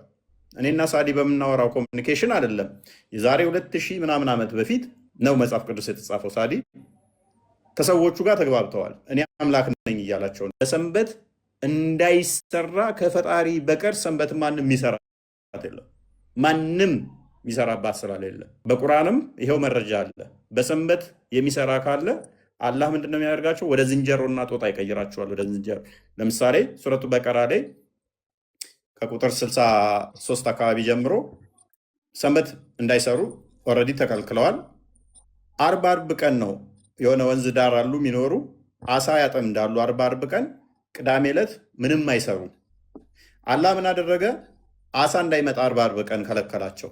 ወደ ወንዙ ዳር አሳ እንዳይመጣ ከለከለ። ኢትስ ኖት ፌር። አሳ እንዳይመጣ ከለከለና ቅዳሜ ግን አሳው እንዲመጣ አደረገ። አርብ አጥምደው ቅዳሜ ለሚበሉት ነበር በፊት የሚያደርጉት። ከዛ አላህ ቅዳሜ እንዳሰሩ ምንም ሰርታችሁ አጥምዳችሁ መብላት አትችሉም ብሎ ከልክሏቸው አርብ ላይ ያጠምዱ ሲሄዱ አሳ አጡ። ቅዳሜ ደግሞ አሳው ብዙ ሆኖ ወደ ዳር ይመጣል። ከዛ አርብ ነበረ አጥምደው ለቅዳሜ መብላት ያለባቸው። ከዛ አርብ አሳ ሲያጡ ቅዳሜ ዕለት አጠመዱ። እንዴት ቅዳሜ ቀን ትሰራላችሁ ብሎ ወደ ዝንጀሮ ከርከሮነት ቀየራቸዋላ ሰዎቹን። ቅዳሜ የሚሰራው አላህ ብቻ ስለነበር ማለት ነው። በሰንበት ሜይ ቢ ክፍሉን አንብበው ላንብብላቸው። ሱረቱል በቀራ አንቀጽ 65 ላይ እንደዚህ ይላል፣ እነዚያንም ከእናንተ ውስጥ በቅዳሜ ቀን አሳን በማጥመድ ወሰንን ያለፉትንና ለእነርሱ ወራዳዎች ስትሆኑ ዝንጀሮች ሁኑ ያልናቸውን በእርግጥ አወቃችሁ። ቴንኪው። ወደ ምን ቀየራቸው? ወደ ዝንጀሮነት ቀየራቸው ማለት ነው። ለዚህ ነው አይሁዶች አሁን ክርስቶስን እንዴት በቅዳሜ ቀን ትሰራለህ? እንዴት በሰንበት ትሰራለህ? ከአንዱ ከአምላክ በቀር ሰንበትን ማንም አይሰራም አሉት። የሰንበት ጌታዋ እኔ ነኝ፣ አባቴ ይሰራል፣ እኔም እሰራለሁ፣ እኔና አብ አንድ ነን ስላለ ማለት ነው። ዮሐንስ ወንጌል ምዕራፍ 10 ቁጥር 30 ላይ ማለት ነው። ስለዚህ አብ ይሰራል፣ እርሱም ይሰራል ማለት ነው። በዚህም መሰረት አንድ ኦኬ ክርስቲያን ወጣ። ስለዚህ የሰንበት ጌታዋም እንደሆነ በሰንበትም እንደሚሰራ ከአባቱ ጋር እኩል የተካከለ ስልጣን እንዳለው ነገረን። ከዚህ ምን ቴዎሎጂያችንን ከዚህ እንዴት እንትን እንገነባለን? ለአብ ያለው ሁሉ ለወልድ እንዳለው፣ ለወልድ ያለው ሁሉ ለአብ እንዳለው፣ እርሱ አምላክ እንደሆነ በስጋ እንደተገለጠ እናምናለን።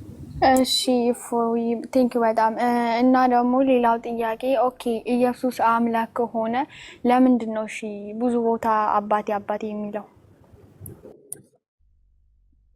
ለምን እናቴ አላለም ነው? አባቴ አባት ለምን አባት ብሎ ይላል? ምክንያቱም ምን አለ መሰለሽ ክርስቶስ እኔ በአባቴ ስም መጥቻለሁ አለ፣ አልተቀበላችሁኝም። ሌላው ግን በራሱ ስም ይመጣል ትቀበሉታላችሁ አለ። ክርስቶስ የመጣው በደንብ አስተውይ ሳዲ፣ በአባቱ ስም ነው የመጣው። በአባቱ አባቱን አስመስክሮ ነው የመጣው። አብ ከሰማይ ሆኖ ማቴዎስ ወንጌል ምዕራፍ 17 ላይ ቁጥር 16 ላይ እንደዚህ ይላል። አንዴ ክፈተው። አባቱ ስለ ልጁ መስክሮ በአባቱ መጣ፣ አልተቀበሉትም። ሌላው ግን በራሱ ስም ቢመጣ ትቀበሉታላችሁ አለ። ድንቅ ጥያቄ ነው የጠየቅሽው። አንቺ በራስሽ ስም የመጣን ሰውዬ በራሱ ስም መጥቶ እኔ ነብይ ነኝ ያለውን ስትቀበይ ወይም እኔ ከሌ ነኝ ብሎ ሲል ተቀበልሹ። ሌላው ግን አምላክ መስክሮለት እንኳን አልቀበልም አሉ። ሉክ ማቴዎስ ወንጌል ምዕራፍ 3 ቁጥር 17 እንዲህ ይላል። አይታየኝም። አንዴ ከፋሪው ቁጥር 17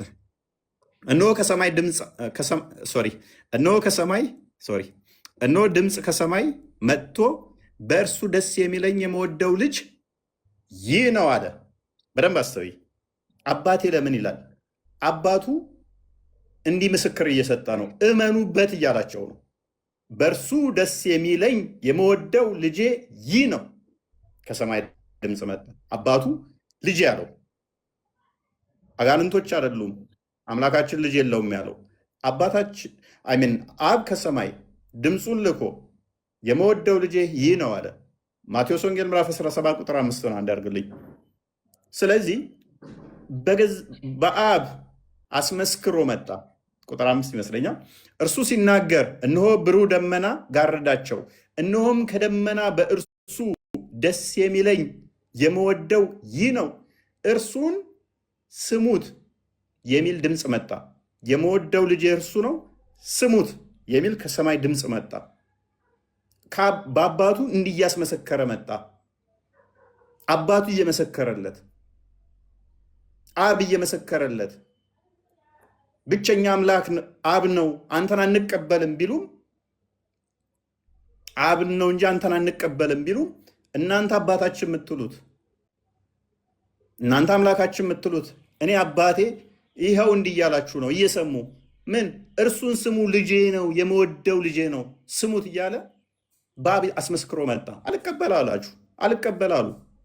ሌላው መጥቶ ግን እኔ ከሌ ነኝ ሲል ይቀበሉታል። እኔ ነብይ ነኝ ሲሉ ይቀበሉታል። ከሰማይ ድምፅ እየመጣ አባቱ እያስመሰከረ ዕብራውያን ምዕራፍ 1 ክፈትልኝ። ዕብራውያን ምዕራፍ 1 ቁጥር 8 ጀምሮ አባቱ እንዲህ ብሎ መሰከረለት። እኛ እንማራለን፣ እሷ ግን ኮሜንት እየተመላለሰች ነው። ለእኛ በጣም ጥሩ ትምህርት ነው። ያዳመጥኩህ ነው፣ በደንብ አድርጌ ያዳመጥኩህ ነው። የመጀመሪያውን ጥያቄ አልመለሰልሽም ብሎ ኮሜንት አደረገልሽ አይደል? አዎ መልስ የላቸውም ብለሽ አይደል ያለ ኮሜንት ያደረግሽው? ለምን ታጭበረብሪያለሽ? እኛ ሙስሊሞች አናጭበረብርም። ክርስቲያን በቃ ቀጥል። አሁን ዝም ብለህ ቀጥል። ችግር የለውም። ቀጥል። ሸምቦ አባቱ ስለ ልጁ ምን አለ? አጋንንት አይደለም። በደንብ አስተውሉ። አጋንንት አይደለም። እኛ አብ ልጅ የለውም አምላካችን ልጅ የለውም ያለን ሳዲያው የምታምነው ማን ነው? አጋንንቶች ለሙሐመድ ልጅ የለውም ብለው ነው። እኛ ግን አብ ስለ ልጁ እንዲመስክሮ ነው። ለምንድን ነው አባቴ የሚለው? ለምንድን ነው አባቱን እንትን የሚለው? ምክንያቱም በአብ ስለመጣ፣ በአብ ስም ስለመጣ፣ አንድም አብ ስለ ልጁ ስለመሰከረ፣ ስለ ልጁ አብ ስለመሰከረ። አጋንንት አይደለም የመሰከሩለት። ምስክርነት ከአጋንንት ከሰው እንኳን አይፈልግም። አብ ስለ ልጁ እንዲህ ብሎ መሰከረ። ሳዲ የምትቀበለው አሁን አላህ ልጅ የለውም ስትል አጋንንቶች ሰምታ ነው። የአጋንንቶችን ምስክር ተቀብላ ነው። ኦራይት ቀጥል። ያ ስለ ልጁ ግን አምላክ ሆይ ዙፋንህ እስከ ዘላለም ድረስ ይኖራል። የመንግስትህን በትር የቅንነት በትር ነው። ጽድቅን ወደድክ፣ አመፅን ጠላ። ስለዚህ እግዚአብሔር አምላክህ ከጓደኞች ይልቅ በደስታ ዘይት ቀባህ ይላል። ደግሞም ጌታ ሆይ አንተ ከጥንት ምድርን መሰረትክ። ሰማዮች የእጆችህ ስራ ናቸው፣ እነርሱም ይጠፋሉ። አንተ ግን ጸንተህ ትኖራለህ፣ እንደ ልብስም ያረጃሉ፣ እንደ መጎናጸፊያም ትጠቀልላቸዋለህ፣ ይለወጡማል። አንተ ግን አንተ ነህ፣ ዓመቶችህም ከቶ አያልቁም ይላል። አብ ስለ ልጁ ይመሰክራል እንደዚህ ብሎ። ቴንኪው። አብ ስለ ልጁ ምን ያህል እንደመሰከረ አያችሁ። አንተ ምድርን መሰረትክ፣ አምላክ ሆይ እያለው አብ ስለ ልጁ አምላክ ሆይ እያለ ምስክር ሰጠው። አብ ስለ ልጁ እንዲህ ይመሰክራል፣ ልጁ ስለ አባቱ ደግሞ ይመሰክራል። አባት ሆይ እያለ ልጁ ደግሞ ስለ ልጁ ስለ አባቱ ይመሰክራል፣ አባት ስለ ልጁ ይመሰክራል። እና እንደዛ ነው። አይ ቲንክ ይበቃናል ይመስለኛል። በእስልምና አንድ የሚተርክ እንዳልከው በእስልምና ሱረቱል ጅን ላይ የአጋንንቶች ምዕራፍ ማለት ነው። አንዴ ለምሳሌ እሱን እንክፈተውና ላሳያችሁ። አላህ ልጅ የለውም ብለው የተናገሩት እነማን ናቸው? የመሰከሩት አጋንንቶች ናቸው። እኛ አምላክ የመሰከረውን እንጂ አጋንንቶች የመሰከሩትን በፍጹም አንቀበልም። ምክንያቱም አጋንንት አጭበርባሪ፣ ውሸታም፣ ሐሰተኞች ስለሆኑ ማለት ነው። በእስልምና ደግሞ የአጋንንት ምስክርነት በጣም ትልቅ ቦታ አለው።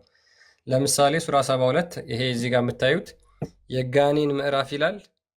ምን ይላል? ሙሐመድ ሆይ በል እነሆ ከጂኒ የሆኑ ጭፍሮች ቁርአንን አደመጡ፣ እኛ አስደናቂ የሆነን ቁርአንን ሰማን ማለትን ወደ እኔ ተወረደ አለ። ወደ ቀጥታ መንገድ የሚመራንን ቁርአን ሰማን፣ በእርሱም አመንን፣ በጌታችንም አንድንም አናጋራም። እነሆ የጌታችን ክብር ላቀ፣ ሚስትንም ልጅንም አልያዘም ብለው አጋንንቶች መሰከሩ ማለት ነው። ዩሲ እግዚአብሔር አምላክ ልጄን ክርስቶስን ስሙት ብሎ ተናገረ አይደል? ልጄን ስሙት ብሎ ተናገረ። ስለ ልጁ አምላክ ሆይ ጌታ ሆይ እያለ መሰከረ። ከጥንት ጀምሮ አንተ ሰማያትን መሰረትክ፣ ሰማያንና ምድር የእጅ ስራ ውጤት ናቸው እያለ ተናገረ አይደለ? እንደዛ መሰከረ። አብ ስለ ልጁ እንደዛ መሰከረ። ክርስቶስም ደግሞ ስለ አባቱ እንደዚሁ መስክሯል። አባቴ እስከዛሬ ይሰራል እኔም እሰራለሁ ብሎ ተናግሯል። ዩሲ አባቱ ይሰራል እሱም ይሰራል ማለት ነው። በእስልምና ደግሞ ጋኔኖች ለአላህ ልጅ የለውም ስለዚህ እመኑ ብለው ምስክርነት ሰጡ ማለት ነው። ሙሐመድ ቁርአን ለአጋንንቶች ከቀራላቸው በኋላ ቁርአን ለአጋንንቶች ደግሞ ሲቀራላቸው ምስክሩ ዛፍ ነው። ሙሐመድ ለአጋንንቶቹ ቁርአን ሲቀራላቸው ያየ አንድም ሰው የለም። ምስክሩ ማን ነበር? ዛፍ ነበር። ስለዚህ በእስልምና ትልቅ ቦታ ያለው ምንድነው? ዛፍና የአጋንንት ምስክርነት ነው ማለት ነው። ስለዚህ አንድ ሰው የአጋንንትንና የዛፍን ምስክርነት እቀበላለሁ የሚል ሰው የእግዚአብሔር ምስክርነት እቀበላለሁ ሊል አይችልም። ለምን? ሰይጣን አይምሮን ስለተቆጣጠረው ማለት ነው።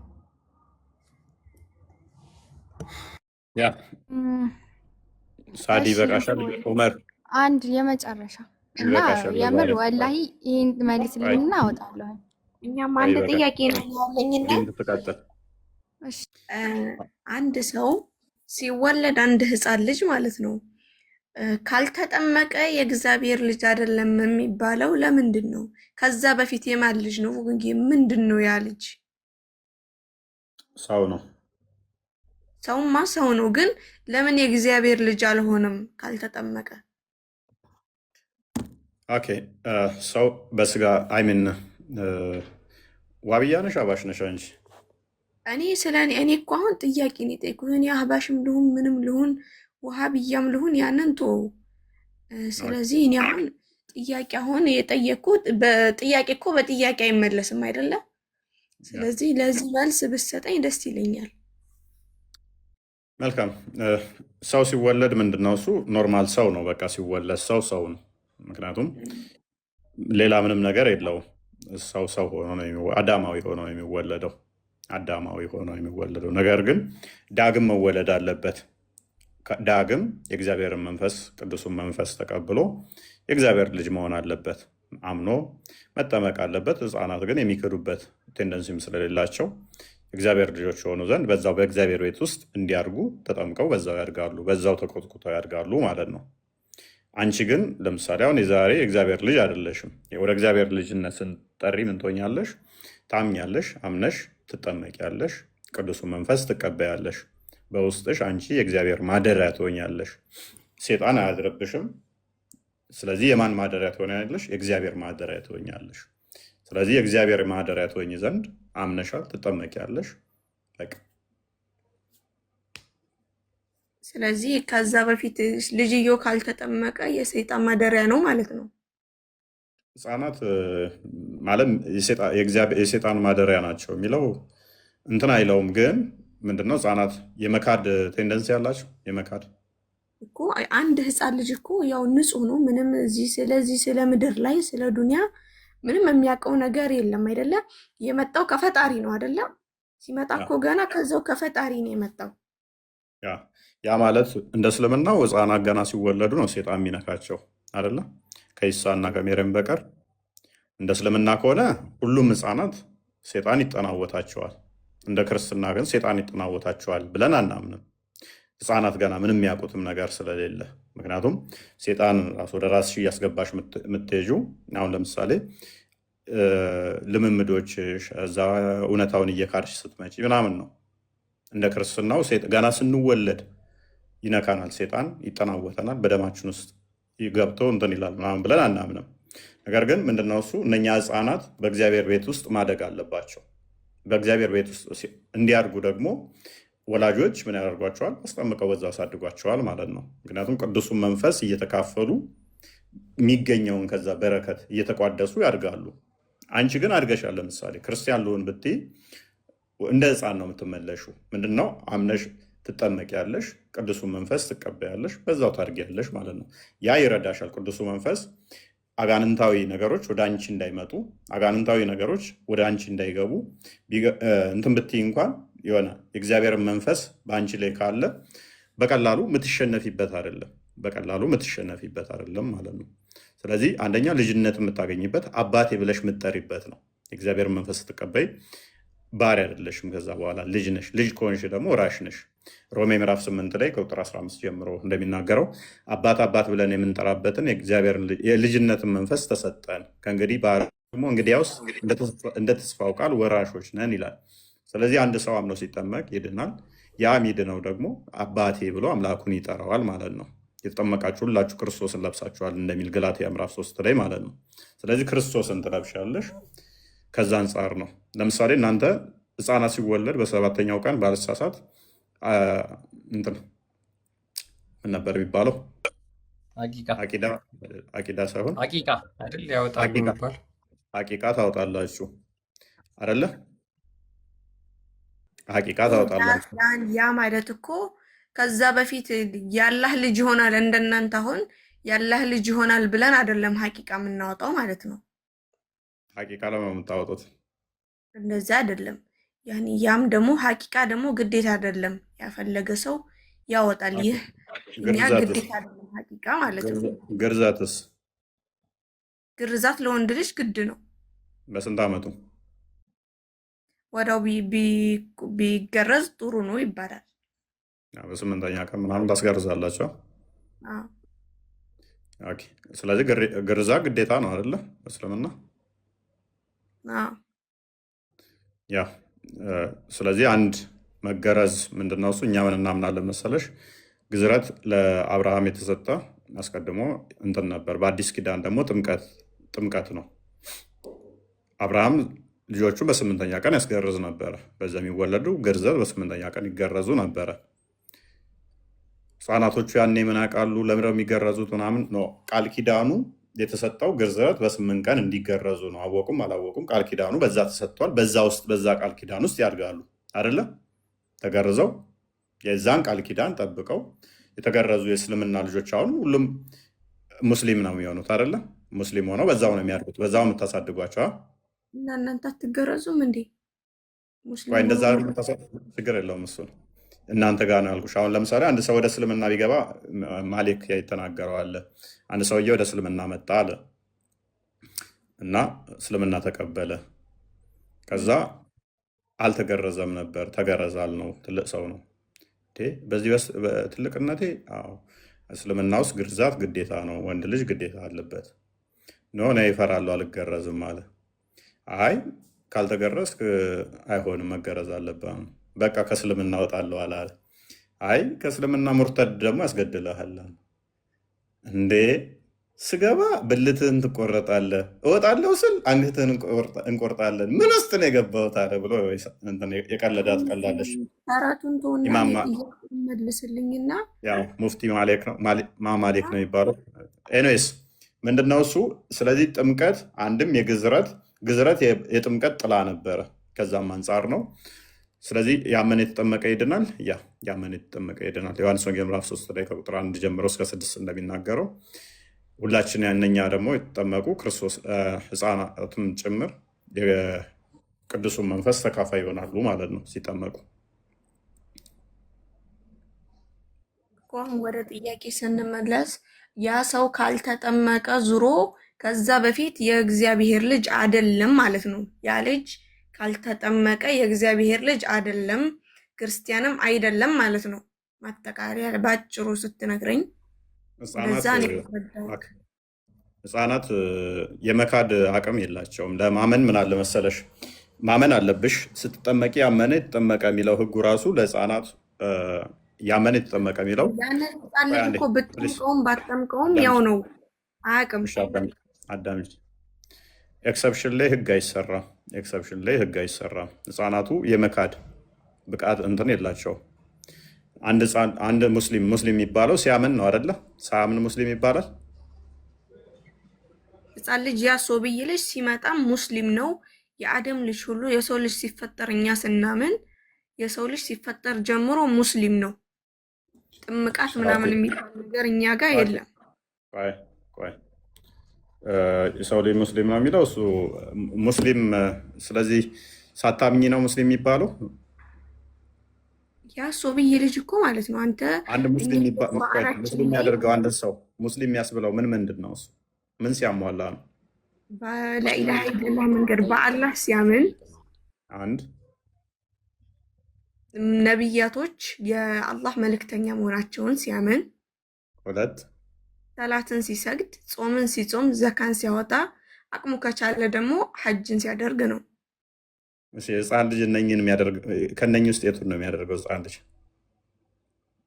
ህፃን ልጅ ሲፈጠር ከህፃን ልጅ አሁን ለምሳሌ 7 ዓመት ያልሞላው ልጅ ላይ ሰላት አይወጅብበትም። ስለዚህ ያ ልጅዮ ከዛ በፊት አባትና እናቱ ያስተማሩትን ነው የሚከተለው እኮ። አዳምጪ። ስለዚህ እነኚህ መስፈርት ብለሽ ያስቀመጥሻቸው ለእስልምና መስፈርት አይደሉም ማለት ነው ሙስሊም ለመሆን። መስፈርት ናቸው እንጂ። ምክንያቱም ህፃናት እኮ እነኚህን ሳያሟሉ ሙስሊም ናቸው እያልሽ ነው። እነዚህ ህፃናት አባትና እናቱ በመሩት ነው። ያንን ዛሬ ጡጦ የሚጠባ ልጅ አንተ ስታስበው እንዴት መናገር ይችላል? ጎበዝ። ስለዚህ ስለማይናገር እነኚህን ስለማያውቃቸው እናትና አባቶቹ በመሩት እንጂ ሰላትም ሳይሰግድ አላህንም ሳያውቀው ሳያመልከው ሙስሊም ይባላል። ግና ያ ሲፈጠር ጀምሮ ሙስሊም ነው። ጎበዝ። ታዲያ እኛ ጋር ስትመጪ ለምንድን ነው ቻሌንጅ የምታደርጊን? እኛ ጋር ምን እያልንሽ ነው? ደግሞ የምታምኑት ምንድን ነው? እኛ እንደዚህ ብለን አመንን። እኔን አስጨርስ እንጂ። ስለዚህ አንቺ ጋር ስትመጪ የእስልምና መሰረቶች፣ አርካኖች እና ኢማኖችን ሲያሟላ ነው ሙስሊም የሚባለው ብለሽ አመንሽ። እኛ ጋር ስትመጪ ደግሞ ህፃናቶች ላይ መጣሽና አይ ለእናንተ ለትልልቆቹ የተሰጠውን ህግ ያመነ የተጠመቀ ይድናል የሚለውን አመጣሽና ህፃናቶቹ ላይ አፕላይ ካላደረግኩት አልሽ። ህፃናቶቹ ያመነ የተጠመቀ ይድናል የሚለው ለማመን በራሱ ማወቅ ይፈልጋል። አንድ ሰው ሙስሊም ለመሆን ራሱ ማመን አለበት። ሲያምን ነው የሚድነው፣ ሳያምን አይድንም። ለማመን ደግሞ ማወቅ አለበት። ምንድን ነው የሚያምነው የሚለውም ማለት ነው። ህፃናት ደግሞ ለማመንም ለመካድም ገና አልደረሱም፣ አልበቁም ለዛ። ስለዚህ እነሱ ኤክሰፕሽን ናቸው። እነሱ ኤክሰፕሽን እዚህ ህግ ውስጥ በትልልቆች ህግ የሚዳኙ አይደሉም። ነገር ግን በቤተሰቦቻቸው እምነት በዛ ያድጋሉ ያልሹ ያስማማናል። እኛ ምን እያልንሽ ነው? ቤተሰቦቻቸው ምን ያደርጓቸዋል? አስጠምቀው በዛው በቤተክርስቲያናዊ ህግ ውስጥ ያሳድጓቸዋል። በዛው ያድጋል። ያንኑ የቤተሰቦቻቸውን አስተምሮ ያስቀጥላሉ። ያን እኮ ማስተማሩማ ያን ቤተሰቡ ያስተማረውን ነው። ግን እናንተ ራሳችሁን ስትሉ ትልልቁ ሲያስብ እናትና አባቱ ሲያስብ እሱ ከዛ በፊት ክርስቲያን አይደለም ብሎ ነው የሚያስበው አይደለ? እንደዛ ብላችሁ ነው የእግዚአብሔር ልጅ አይደለም ብላችሁ ነው ስትጠምቁት ልጁ ማለት ነው። ቆይ ምንድነው እሱ እያልኩሽ ያለው ቅድም በደንብ አስተውይ። አስቀድሞ ሰው ሲወለድ ሰው ብቻ ነው፣ በቃ አለቀ። ሰው ብቻ ነው የሚያምነው፣ የሆነ እንትን ነገር የለው። ሰው ነው ስንወለድ፣ ሰው ነን ሁላችንም፣ ሰው ብቻ ነን። ይሄ ሙስሊም ነው ሲወለድ ምናምን እሱ ተረት ተረት ነው። ለምንድን ነው መሰለሽ የተፈጥሮ ሃይማኖት የሚባል ነገር የለም። ምክንያቱም ተፈጥሮ ከሆነ የሚጠፋ አይደለም። በውሃ የሚጠፋ በጥምቀት የሚጠፋ ከሆነ ሴጣን ነው። ሜይ ቢ ጸበል ቦታ መተሽ ቢንት ማየት ትችያለሽ። ጸበል ቦታ ላይ የሚለቀው እኛ ጋር እምነት ወይም እስልምናን ሳይሆን የምናስለቀቀው አጋንንት ነው የሚለቀው። ሜይ ቢ እስልምና አጋንንት ነው ካላላችሁ በስተቀር ጸበል ቦታ ላይ እየጮህላቸው የሚወጣላቸው በጸበል የሚለቀው አጋንንት ነው፣ ወይንም ደግሞ በውሃ የሚወጣው ቆሻሻ ብቻ ነው። ተፈጥሮ አይለቅም። ተፈጥሮ ከሆነ ሃይማኖት ተፈጥሮ ከሆነ ልክ እንደ አይኔ እንደ አፍንጫዬ ተፈጥሮ ከሆነ ውሃ ስለነካው አይጠፋም። ተፈጥሮ የሚጠፋ አይደለም። እምነት ከመስማት ነው። እምነት የሚመጣው በራሱ የሚገነባው ከመስማት ነው፣ ከትምህርት ከመስማት ነው እንጂ የሆነ በተፈጥሮ ዝም ብሎ እንትን የሚባልብን እንደ አይናችን እንደ እጃችን የተተከለ አይደለም። እምነት ሰምተን አመዛዝነን የምንመራበት ነው። መቀበል ይፈልጋል። ሮሜ ምዕራፍ 1 ላይ እንደሚናገረው መቀበል ይፈልጋል። እምነት በራሱ ምንድነው? እሱ ተስፋ ስለምናደርገው ነገር የሚያስረግጥልን ነው። ተስፋ ስለምናደርገው ነገር ተስፋ ለማድረግ ደግሞ ማወቅ ይፈልጋል። ገነት እገባለሁ፣ እንዲህ ቅጣት ይመጣብኛል አይመጣብኝም ብሎ ወደፊትን ተስፋ ማድረግ ራሱ እውቀትን ይፈልጋል። ሕፃናት ደግሞ ከዚህ ውጭ ናቸው። ከዚህ ሕግ፣ ከዚህ ስርዓት፣ ከዚህ ዳኝነት ውጭ ናቸው። እነሱ በትልልቆቹ ሕግ የሚዳኙ አይደሉም። ሕፃናቶችም ምንም አታውቁ አድርገን አወጣናችሁ ከእናታችሁ ማህፀን ይላል ለምሳሌ ያላ። ስለዚህ ምንም አያውቁ ከሆነ እውቀት ምንም ከሌላቸው አላህን አመልካችኋል አላመለካችሁም ተብለው እናንተም እንደማይዳኙ ሾር ነው። ሌላኛው ደግሞ ምንድነው? የካዲ ልጅ ካዲ ነው የሚወልደው የሚል ቁርአናችሁ ላይም አለ። ኤኒዌይስ ዛሬ ይብቃል። አንድ ጥያቄ የመጨረሻ ይብቃን። ኖ የምር ወላሂ ይሄን ጠይቄያለሁ። እችን ብቻ መልስልኝ። ኖ እኔ አልመጣም ከዚህ ነገ ነይ ፕሊስ፣ እችን ብቻ መልስልኝ። አጭር ጥያቄ ነው። ነገ ነይ። ደከመን። ስንት ሰዓት መሰለሽ የገባ ነው? 3 ሰዓት። ነገ ትምጣ። ነገ ይምጡ።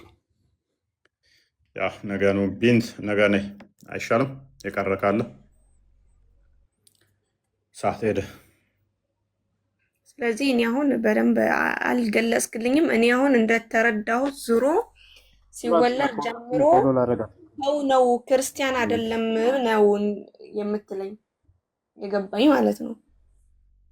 ሰው ነሽ፣ ሁሉም ሰው ነው። ስለዚህ እምነት የለውም እና እናት አባቱ ናቸው ክርስቲያን የሚያደርጉት። ማን ነው ያለሽ? እምነት የለውም እምነት የለውም አለው ለማለት እኮ እምነት የሚፈጠረው ከመስማት ነው አልከኝ። ስለዚህ ያንን ቤተሰቡ ናቸው ክርስትናን የሚሰጡት። ከዛ በፊት ክርስቲያን አይደለም ነው፣ ኦርቶዶክስ አይደለም ነው። ነገ ጠይቃለሁ። ማን አለሽ? እንደኛ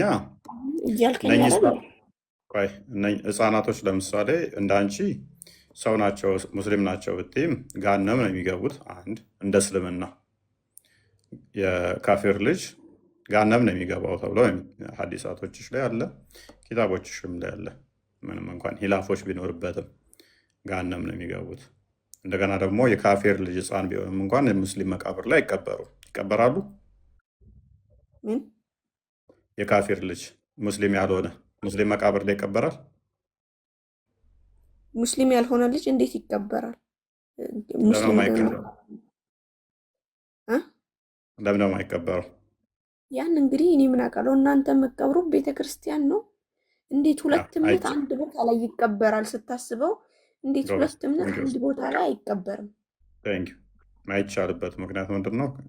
የካፊር ልጅ እንደ ሙስሊም ትሪት አይደረግም፣ ገነትም ይገባል ተብሎ አይታመንም በእስልምናው። ኤኒዌይስ ዞሮ ዞሮ ምንድነው እሱ እምነት ከማወቅ ነው ከመስማት ነው። ያ ደግሞ ህጉ የተሰጠው እህታችን ቢንት ለሚያውቁ ነው። እምነት የሚለው ለሚያመዛዝን ለሚያውቅ ሰው ነው። ማመዛዘን ማወቅ ለማይችለው ህፃናት ለነሱ ግን ክርስቶስ ማቴዎስ ወንጌል ምዕራፍ 19 ላይ እንደተናገረው ህፃናትን ወደ እኔ ይመጡ ዘንድ ተዋቸው አከልክሏቸው ብሎናልና ወደ እግዚአብሔር ቤት እንወስዳቸዋለን። ህፃናቶችን አንከለክላቸውም፣ ድነትም አይነፈጉም። መንግስተ ሰማያት ለእንደነሱ አይነት የተገባች ነችና መንግስተ ሰማያት እንኳን የተመሰለው በህፃናት ነውና። በደንብ አስተውይ ቢንት። መንግስተ ሰማያት ለማን ነው የምትገባው? እንደ ህፃናት ለሆነ ነው። ህፃን እንደሆነ ግን ይሄ እምነት ምንድን ነው የምታምነው ብለሽ አንድ ህፃን ልጅ ከኔ ጋር ብታመጪ እኔ ክርስቶስን ነው ማምነው፣ ክርስቶስ ደግሞ እንደዚህ ነው፣ ነቢያቶች እንደዚህ ናቸው ብሎ ሊነግርሽ አይችልም። ያ ማለት አላመነም ማለት አይደለም። በደንብ አስተውይ። አላመነም ማለት አይደለም። አምኗልም ማለት ደግሞ አይደለም። ሙሴን ታውቃለህ ብትይው ምንድን ነው ገና አፉን ያልፈታልሽ? ኦኬ አፉን ያልፈታልሽ እንደዛ ህፃን ከሆነ እንዴት ታዲያ ግዴታ ካደገ በኋላ ራሱ ለምን አይጠመቅም? እናንተ ለምን ታስጠምቁታላችሁ? አይ እሱ እኮ ስርዓት ነው። ጥምቀቱ ታይሙ ማተራ ማለት ነው። ስርዓት ባህል ነው ወይንስ ምንድን ነው? ያ ምን አለ እኛ ዶግማ እና ቅኖና የሚባል አለ። ቅድም ምን ብዬ ጠይቄሻለሁ? ግዝረት መቼ ነው ስልሽ በልጅነቱ ቢሆን የተሻለ ነው አልሽኝ። ግዝረት በእስልምና ግዴታ ነው አይደለ ወንዶቹ ላይ? አዎ። መቼ ነው ስልሽ በልጅነት ቢሆን የተሻለ ነው አልሽኝ። ስለዚህ በ8 ቀንም በ20 ቀንም ሊያስገርዘው ይችላል አይደለ